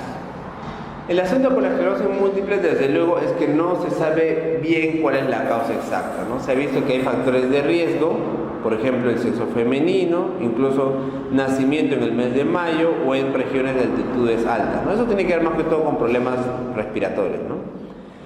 Pacientes que también nacen en lo que son las altitudes altas, ¿no?, sobre todo la región norte, por eso que se asocia bastante, ¿no?, también a la raza caucásica, ¿no? O sea, las personas que nacen pues en la parte norte, en Inglaterra, en Finlandia, en Suecia, etcétera, ¿no? Ellos son los pacientes que presentan más esclerosis múltiple, ¿no?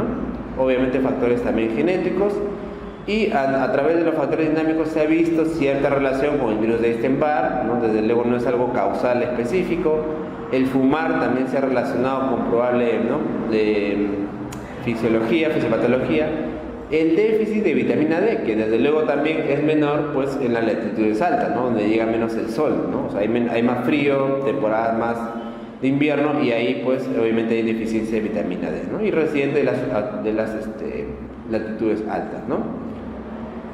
Otros factores importantes, eso es en la adolescencia y en la adultez, pues el continuo exposición al virus de Epstein-Barr y también el tabaco. ¿Ya? Entonces todo eso de ahí son fenómenos que se han asociado de alguna u otra manera a la aparición de esclerosis múltiple, ¿no? Entonces los pacientes tienen una afectación a nivel biológica, ¿no? Inicialmente obviamente pueden haber cambios en el sistema nervioso central, que son cambios bastante microscópicos que no se pueden ver, ¿no? Y mientras eso el paciente va a tener generalmente una enfermedad sintomática que puede sí ya empezar a alterar algunos hallazgos en la resonancia magnética o los potenciales evocados, ¿no?, a nivel auditivo, por ejemplo, ¿no?, pero que no son detectables clínicamente. Cuando el paciente ya presenta la clínica, acá el paciente ya va a empezar a tener la debilidad muscular, ¿no?, las parestesias, la debilidad muscular, las parestesias, y el paciente va a entrar en este episodio de relapsos, ¿no?, de recaídas, que es algo bastante característico de la esclerosis múltiple, como lo vamos a ver, ¿no? Entre los síntomas primarios que aparecen, o sea, los primeros síntomas que aparecen en el contexto de la esclerosis múltiple, tenemos lo que son las parestesias, ¿no?, las parestesias y las hipoestesias, ¿no? Otra literatura, como por ejemplo el Harrison de Medicina Interna, también me dice un síntoma importante al inicio es la neuritis óptica, ¿no? El paciente con neuritis óptica va a tener dolor ocular, a la movilización, visión borrosa, puede tener amaurosis o la aparición de un escotoma alrededor, ¿no?, del centro del campo de la visión. El paciente también puede tener características de mielitis transversa, va a tener una afectación, ¿no?, de la médula espinal, generalmente pues, puede ser así hacia abajo, con alteraciones motoras y alteraciones de la sensibilidad. Hay una variante también de esclerosis múltiple que es la enfermedad de Debich, ¿no? Esa es la famosa neuromielitis, ¿no? La neuromielitis óptica. Estos pacientes mayormente van a tener afectación del nervio óptico, ¿no?, y afectación de la médula espinal, ¿no? O sea, esta enfermedad, digamos, como que no afectaría tanto lo que es el encéfalo, sino el nervio óptico y la médula espinal. Esa es la enfermedad de Debich, ¿no?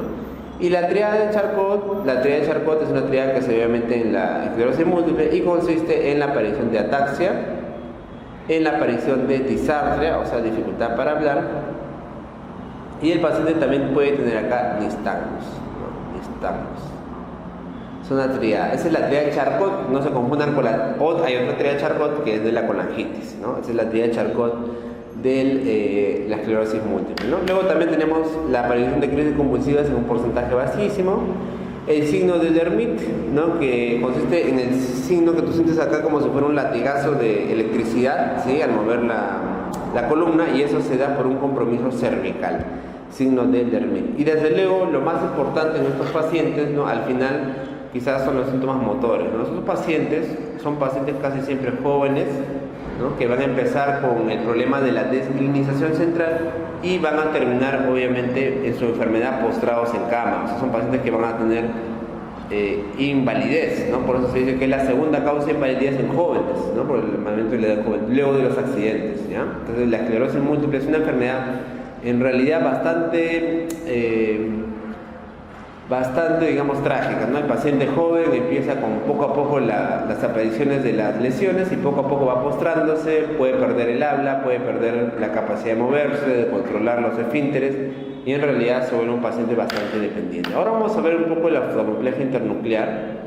Acá hablamos un poco de lo que es las manifestaciones oculares, ¿no? La neuritis óptica, que podemos ver esta paciente, ¿no? Que presenta típicamente, ¿no? Y de manera abrupta una ceguera, una amaurosis, ¿no? Esta amaurosis puede, digamos, limitarse en relativamente poco tiempo, de 2 a 3 semanas, ¿no? Lo que vamos a ver ahí va a ser una palidez temporal del disco óptico que puede recuperarse en el tiempo, ¿no? Los campos visuales además relevan un escotoma que, como les digo, casi siempre la pérdida de visión es central, ¿no? Casi siempre la pérdida de visión esa es la famosa neuritis óptica, ¿no? Y la otra manifestación ocular importante era la oftalmoplegia internuclear, ¿no? La oftalmoplegia internuclear consiste en que el paciente, cuando nosotros le pedimos que mire hacia un lado, si se dan cuenta, hay un ojo que no obedece, ¿no? Yo le digo, mira acá, entonces el paciente mira acá y el globo ocular de aquí también debería girar. Pero en este paciente no, en este paciente se queda, ¿no? Igualmente acá, le digo, mira hacia la derecha, oftalmoplegia internuclear. Y más bien, obviamente, la visión, ¿no? El convergente no está alterada. ¿Ya? Esa es la famosa oftalmoplegia internuclear que aparece en la esclerosis múltiple, ¿ya? Entonces, antiguamente, miren ustedes, ahí están los criterios antiguos, hablamos de esclerosis múltiple definitiva apoyada en clínica cuando el paciente presentaba 2 episodios de la enfermedad y evidencias de 2 lesiones separadas, ¿ya? Entonces, la característica fundamental, así como en el Guillain-Barré era una pérdida de fuerza aguda, en la esclerosis múltiple la característica es la presentación, ¿no? Así le llamamos presentación disociativa en el tiempo y el espacio. ¿Qué quiere decir eso, doctor? Que el paciente va a presentar ataques en diferentes tiempos. O sea, un ataque pasa meses o años, otro ataque. Es disociación, separación en el tiempo. Y la otra característica es la disociación en el espacio. ¿Qué quiere decir eso? Que van a presentar el paciente 2 lesiones, pero en diferente espacio y separadas, ¿no? Por ejemplo, vamos a ver si hay por acá, ¿no?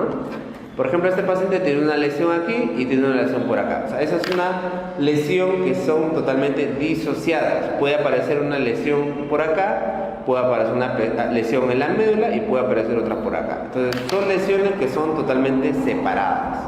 Por eso le llamamos disociación temporal y disociación espacial.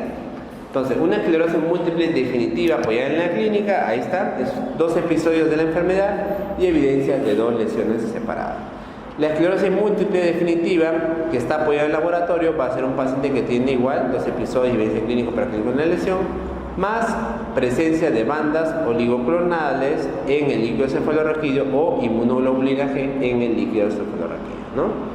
Un episodio más evidencia de 2 lesiones y presencia de las bandas oligoclonales, un episodio y evidencia clínica de una lesión y paraclínica de otra diferente, más bandas oligoclonales, ¿no? La esclerosis múltiple, acá ya no hablamos de definitiva, sino probable, apoyada en la clínica, vamos a hablar de 2 episodios y evidencia de una sola lesión, o un episodio y evidencia de 2 lesiones, o un episodio y evidencia clínica de una lesión y paraclínica de otra. ¿Ya? Entonces, esa es una llamada esclerosis múltiple probable apoyada en la clínica. Y cuando hablamos de esclerosis múltiple probable, y ahora apoyada en el laboratorio, vamos a hablar de 2 episodios de la enfermedad más bandas oligoclonales o inmunoglobulinas en el líquido cefalorraquídeo. ¿Ya? Entonces, es o la presencia de bandas oligoclonales o inmunoglobulinas en el líquido cefalorraquídeo y solamente se apoya en 2 episodios de la enfermedad. Ya, eso es esclerosis múltiple probable apoyada en laboratorio. Y luego, en el año 2010 se crearon estos criterios que en realidad son más complejos, ¿no? Que son los criterios llamados de McDonald. ¿Ya? Estos criterios de McDonald en realidad, miren ustedes, me dan un montón, ¿no? de características que, si se dan cuenta, más que todo está sustentada en la resonancia magnética, ¿no? Acá en realidad lo que vemos más que todo es en la resonancia magnética, ¿ya? Entonces hablamos, por ejemplo, de presentación clínica, ¿no? Y datos necesarios para el diagnóstico. Entonces, si el paciente tiene mayor o igual a 2 ataques, ¿no? Objetivado por mayor o igual a 2 lesiones, o clínica evidente de una lesión con un antecedente histórico de ataque, esto de acá me da simplemente el diagnóstico, no necesito ningún criterio adicional. Si el paciente tiene mayor o igual a 2 ataques y objetivo clínicamente ya no 2 lesiones, ¿no? Sino solamente una lesión, ahí sí necesito por lo menos una lesión en T2, ¿sí? Y al menos que esa lesión se encuentre en las regiones típicas de la esclerosis múltiple. ¿Cuáles son, doctor, esas regiones típicas donde da más la desmielinización por esclerosis múltiple? La zona periventricular, la zona yuxtacortical, la zona infratentorial y la zona de médula espinal, ¿no? Entonces, por eso es tan importante acá la resonancia magnética, porque la resonancia magnética es la que me va a dar la característica de la desmielinización. Eso no se va a poder ver, por ejemplo, bien en tomografía y mucho menos en resonancia. Necesito una resonancia, y mucho menos en radiografía.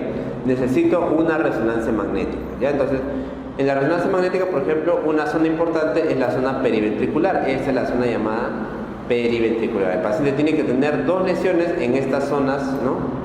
Periventriculares, infratentoriales o yuxtacorticales o en la misma médula, ¿no? Otro criterio, doctor, un ataque solamente más lesión objetiva clínica en mayor o igual a 2 lesiones y diseminación en el tiempo demostrada por la presencia de, en este caso, lesiones, ¿no? Asintomáticas, o sea que no produzcan ningún síntoma en resonancia magnética, o una nueva lesión en la secuencia T2 y respectivamente del tiempo con una referencia de una tomografía en base, ¿no?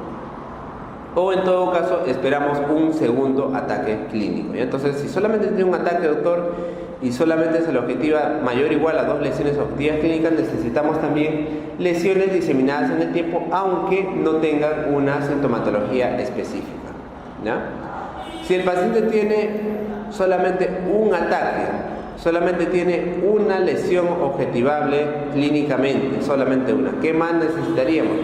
Necesitaríamos también diseminación, en este caso, en el espacio y en el tiempo, ¿ya? Entonces, aquí tendría que necesitar mayor o igual a una lesión en T2 en los sitios en el cual hemos hablado, o esperar también un segundo ataque clínico, ¿sí? Para otro tipo de exámenes más profundos, lo que voy a esperar en este caso es presencia también de lesiones a nivel de la resonancia magnética en el gadolíneo, o una nueva lesión en el seguimiento de la resonancia magnética del T2. O sea, aquí lo que se diferencia en lo anterior es que yo voy a encontrar lesiones, pero en diferentes tiempos, ¿ya? O sea, no va a ser en el mismo tiempo, sino en diferentes tiempos voy a encontrar una lesión nueva, ¿sí? Y lo otro ya es simplemente una sugestión, una sospecha de esclerosis múltiple, cuyo mecanismo es muy insidioso. Es una esclerosis múltiple de muy lenta evolución, ¿no? Acá obviamente voy a necesitar un año de progresión de enfermedad, ¿sí? Retrospectivamente o prospectivamente analizados, más 2 de 3 de los siguientes criterios, ¿no? Presencia de lesiones, sobre todo en cerebro, mayor o igual a 1, en mención T2, lesión evidente en médula espinal, mayor o igual a 2, en este caso T2, y un líquido cefalorraquídeo positivo, ¿ya? Esto mayormente para sospecha de instalamiento de esclerosis múltiple en el tiempo. Ya, entonces, como si se dan cuenta ustedes, mayormente yo necesito lo que es la lesión clínica, la lesión en el tiempo, o sea, los ataques que vengan en el tiempo, y resonancia magnética. Las bandas olivo, ¿no? del líquido cefalorraquídeo ya no se usan tanto, ¿no? Esto es lo que usábamos antes, como les digo, el líquido cefalorraquídeo. Era característico que las células normalmente estén bajitas, que hay una hiperproteinorraquia, pero leve, que casi siempre no superaba el nivel de 100, bandas oligoclonales positivas, la presencia de proteína básica de la mielina y el índice de IgG mayor de 1.7. Entonces, como se dan cuenta ustedes, acá es fácil recordarlo, de que en el líquido cefalorraquídeo lo que voy a buscar en la esclerosis múltiple es la presencia de inmunoglobulinas, que no deberían estar ahí, pues obviamente, ¿no? O sea, las inmunoglobulinas, el IgG va a atacar el líquido cefalorraquídeo y vamos ahí a encontrarlas porque es una enfermedad pues, que ataca al sistema nervioso central, ¿no? Estas bandas de aquí son las llamadas bandas oligoclonales que se presentan en el paciente y como ven acá, este es el suero, digamos, de un paciente normal y se hace una comparación de la aparición de las inmunoglobulinas y la afectación, pues obviamente que existe, ¿no? Son las llamadas bandas oligoclonales, que como les digo, tradicionalmente era un dato para hacer el diagnóstico de esclerosis múltiple. Ahora mayormente, como les digo, usamos la resonancia magnética que me permite evaluar la ubicación y la situación temporal de las lesiones, ¿no? Obviamente, la ubicación y la situación temporal de la lesión. Doctor, las formas clínicas de la esclerosis múltiple, ¿cómo se da? Como yo te decía, la esclerosis múltiple es una enfermedad que se caracteriza por los brotes. ¿Qué quiere decir los brotes? O sea, el paciente estaba normal y le dio la esclerosis múltiple, tuvo un brote. Este brote, si te das cuenta, es este de aquí, ¿sí? Luego el brote pasa y el paciente casi siempre se queda con alguna secuela, ¿ya? Imagínate que el brote fue que tuvo una pérdida de fuerza del brazo derecho, el paciente se quedó con una imparesia derecha. Luego el paciente está asintomático, o sea, sigue con la secuela, pero está asintomático nuevamente y luego de un año el paciente empieza a tener ya pérdida del habla. ¿Ya? Pérdida del habla. Luego pasa otro año, 2 años y el paciente pierde el control de esfínter. Por eso les digo que la esclerosis múltiple es fácil de diagnosticar porque es un paciente que presenta brotes, ¿ya? Eso se llaman los brotes. Se llama la clínica, justo lo que habíamos hablado de la diseminación temporal, ataques en determinado tiempo. Entonces, la forma más frecuente de esclerosis múltiple es esta de aquí, que es la llamada recurrente remitente. Es un paciente que cada rato tiene brote, ¿sí? Luego del brote pasa, pero queda una secuela, le viene otro brote y queda una secuelita y así poco a poco va empeorando. 85% de casos, ¿no? La forma secundariamente progresiva es una forma que el paciente inicialmente puede tener un brote, se recupera y luego de eso ya va a empezar a empeorar cada vez más, ahí empeora. Doctor, la forma primaria progresiva es una forma rara, 10%. Estos pacientes sí, de arranque nomás, empiezan y van mal siempre. O sea, todo el tiempo empiezan empeorando. Forma primaria progresiva. Y la forma progresiva recurrente es un paciente que va empeorando desde el inicio, va empeorando, pero puede presentar en ese momento brotes que lo hagan todavía empeorar más, ¿ya? Entonces, como les digo, lo más frecuente en esos pacientes es la forma recurrente remitente. El paciente que tiene brotes, se le pasa un poco, pero queda secuelado, otro brote, secuela y así poco a poco va empeorando, ¿ya? Entonces, como les digo, el destino de estos pacientes en realidad es bien malo, ¿no? O sea, es bien malo, no existe una terapia realmente curativa, ¿no? Lo que usamos es el interferón beta, el acetato de glatiramel y medicamentos, digamos que lo que se busca obviamente pues es una respuesta a esta enfermedad autoinmune, ¿no? Se le da medicamentos que apagan la respuesta inmune como la acetoprina, que es un inmunosupresor, o anticuerpos monoclonales como el natalizumab, y también podemos usar la mitosantrona. Estos medicamentos normalmente se administran cada cierto tiempo, cada 3 semanas o cada un mes, ¿no?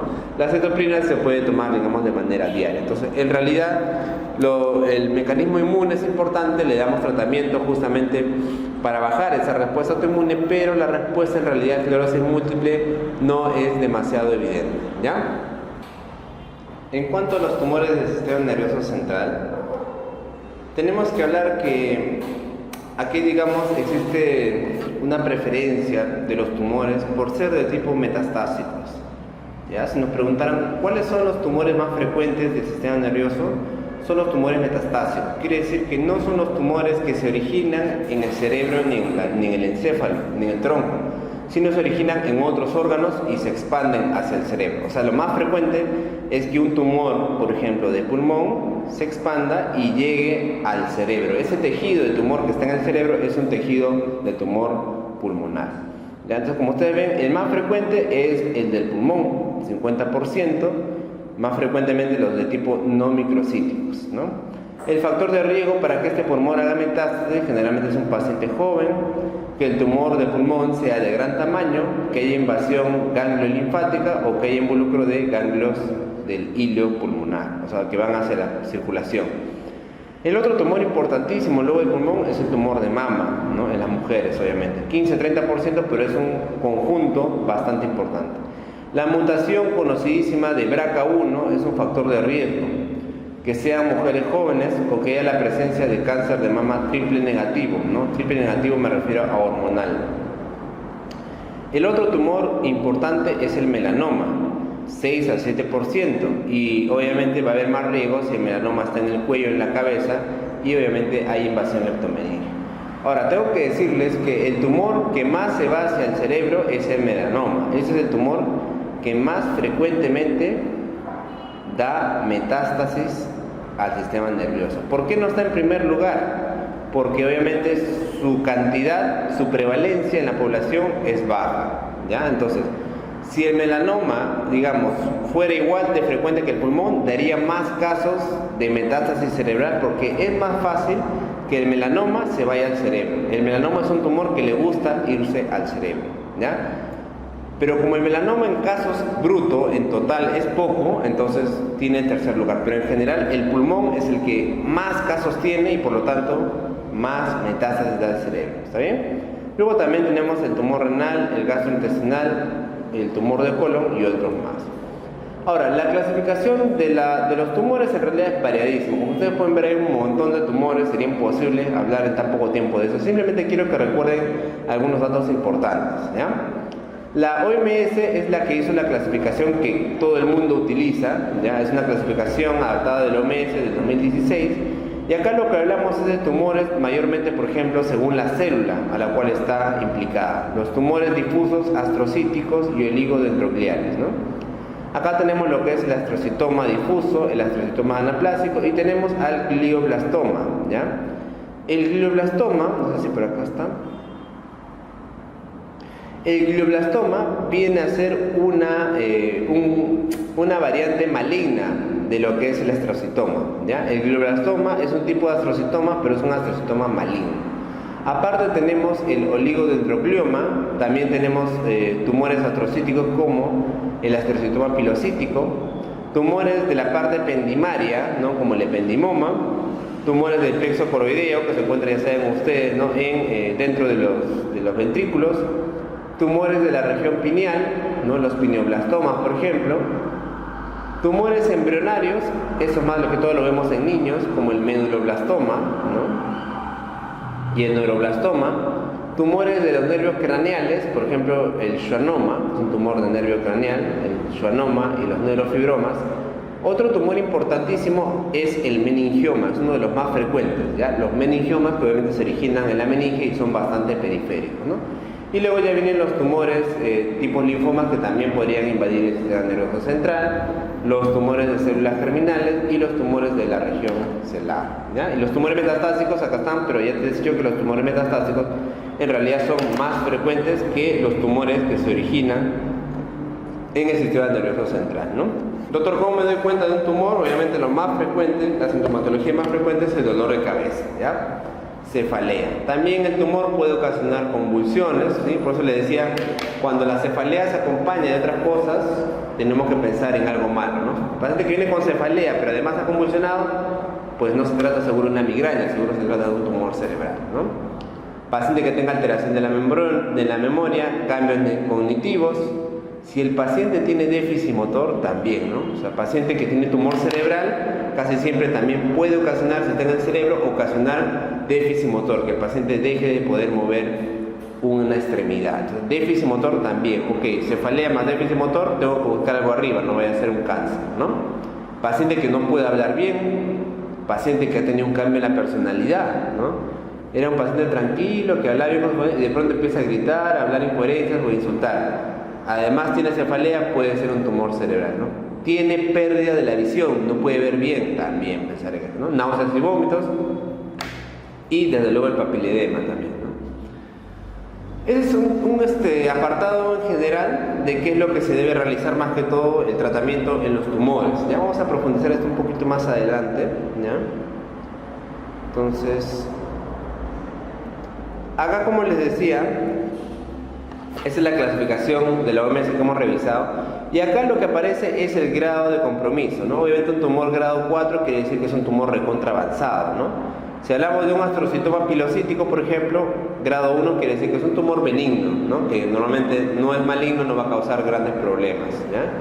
Los tumores como el glioblastoma ya son tumores avanzados, son tumores malignos, ¿no? El astrocitoma anaplásico, por ejemplo, es grado 3, y así cada uno de ellos, ¿no? Por ejemplo, el medulloblastoma, todos son malignos, ¿no? El medulloblastoma autor, todos son malignos, por ejemplo, ¿no? El pineocitoma es un tumor de grado 1 y así cada uno de ellos. El meningioma es un típico tumor benigno, ¿no? El meningioma típicamente es un tumor benigno, ¿no? Que se puede tratar, digamos, con cirugía, ¿no? Entonces acá dice el grado 1 es un tumor benigno, bien delimitado, que no está expandido. El grado 2 es circunscrito, pero con mayor posibilidad de que infiltre mayor tejido, ¿no? Grado 3 es un tumor ya diseminado y con mayor capacidad de infiltración, ya no está circunscrito, no está bien rodeado, no es fácil de operar, sino ya está totalmente diseminado. Y el 4 es un paciente que tiene mayor velocidad de crecimiento, está mucho más diseminado y tiene células más anormales, a eso se llama anaplásicas, ¿no? Esas células anormales son obviamente las que van a causar mayores problemas, ¿ya? Entonces, y eso de acá, chicos, que quiero que recuerden simplemente, porque los tumores, dependiendo, ¿no?, del tipo que son, van a tener mejor pronóstico en algunos casos, ¿no? Si te das cuenta, por ejemplo, aquí en el astrocitoma de tipo no infiltrante, ¿no? En el astrocitoma de tipo no infiltrante, la conducta puede ser cirugía y radioterapia, ¿no? En el astrocitoma de alto grado, acá ya vamos a tener que usar generalmente la quimioterapia, ¿no? Cirugía, radioterapia y quimioterapia. En el glioblastoma multiforme, mira, en el glioblastoma multiforme, que es el más agresivo, estos pacientes no se van a beneficiar solamente de cirugía, ¿no? Vamos a darle radioterapia y la quimioterapia sistémica, y ya saben ustedes que obviamente la quimioterapia tiene más efectos adversos y el paciente puede fallecer incluso, ¿no?, por los efectos adversos de la quimioterapia, ¿no? En cambio, un paciente, por ejemplo, como el meningioma, ¿no? El meningioma, generalmente estos pacientes se operan solamente, ¿no? ¿Por qué? Porque el paciente va muy bien, es un tumor bastante circunscrito, se retira y a veces con eso basta, ¿ya? Entonces, por eso les digo que es importante saber el tipo de tumor para saber cómo se va a comportar, qué tan agresivo va a ser y si vamos a poder operarlo o en todo caso necesariamente vamos a tener que darle quimioterapia o radioterapia, ¿no? Y hay otros tumores que van muy bien con radioterapia solamente, ¿no? Como por ejemplo el glioma del tallo cerebral. Este de aquí va muy bien con radioterapia. Finalmente vamos a poner algunas generalidades así de manera escueta para que tengamos datos importantes de los tumores, ¿ya? Porque en realidad, como te digo, estudiar a uno sería demasiado. Y eso en realidad más que todo se estudia en neurocirugía, ¿no? En neurología no, más bien los cirujanos son los que ven más de todo eso, ¿no? Doctor, si nos preguntan cuál es el tumor cerebral más frecuente, ya les dije, metástasis, ¿no? El tumor primario más frecuente es el astrocitoma, ¿ya? En general es el astrocitoma. Ahora, hay variantes de astrocitoma, uno de ellos el astrocitoma pilocítico, como vieron, astrocitoma pilocítico, y el otro el glioblastoma multiforme. El glioblastoma multiforme es una variante de astrocitoma maligna. Esta es una variante de astrocitoma de tipo maligna. Entonces pueden marcar ustedes astrocitoma o si nos ponen la clave solamente glioblastoma multiforme también es la forma más frecuente. La localización más frecuente en los adultos es más frecuente que los tumores están por encima de la tienda del cerebelo. Eso se llama supratentorial. Y en los niños que estén debajo de la tienda del cerebelo, ¿no? ¿Cuál es el tumor benigno más frecuente en niños?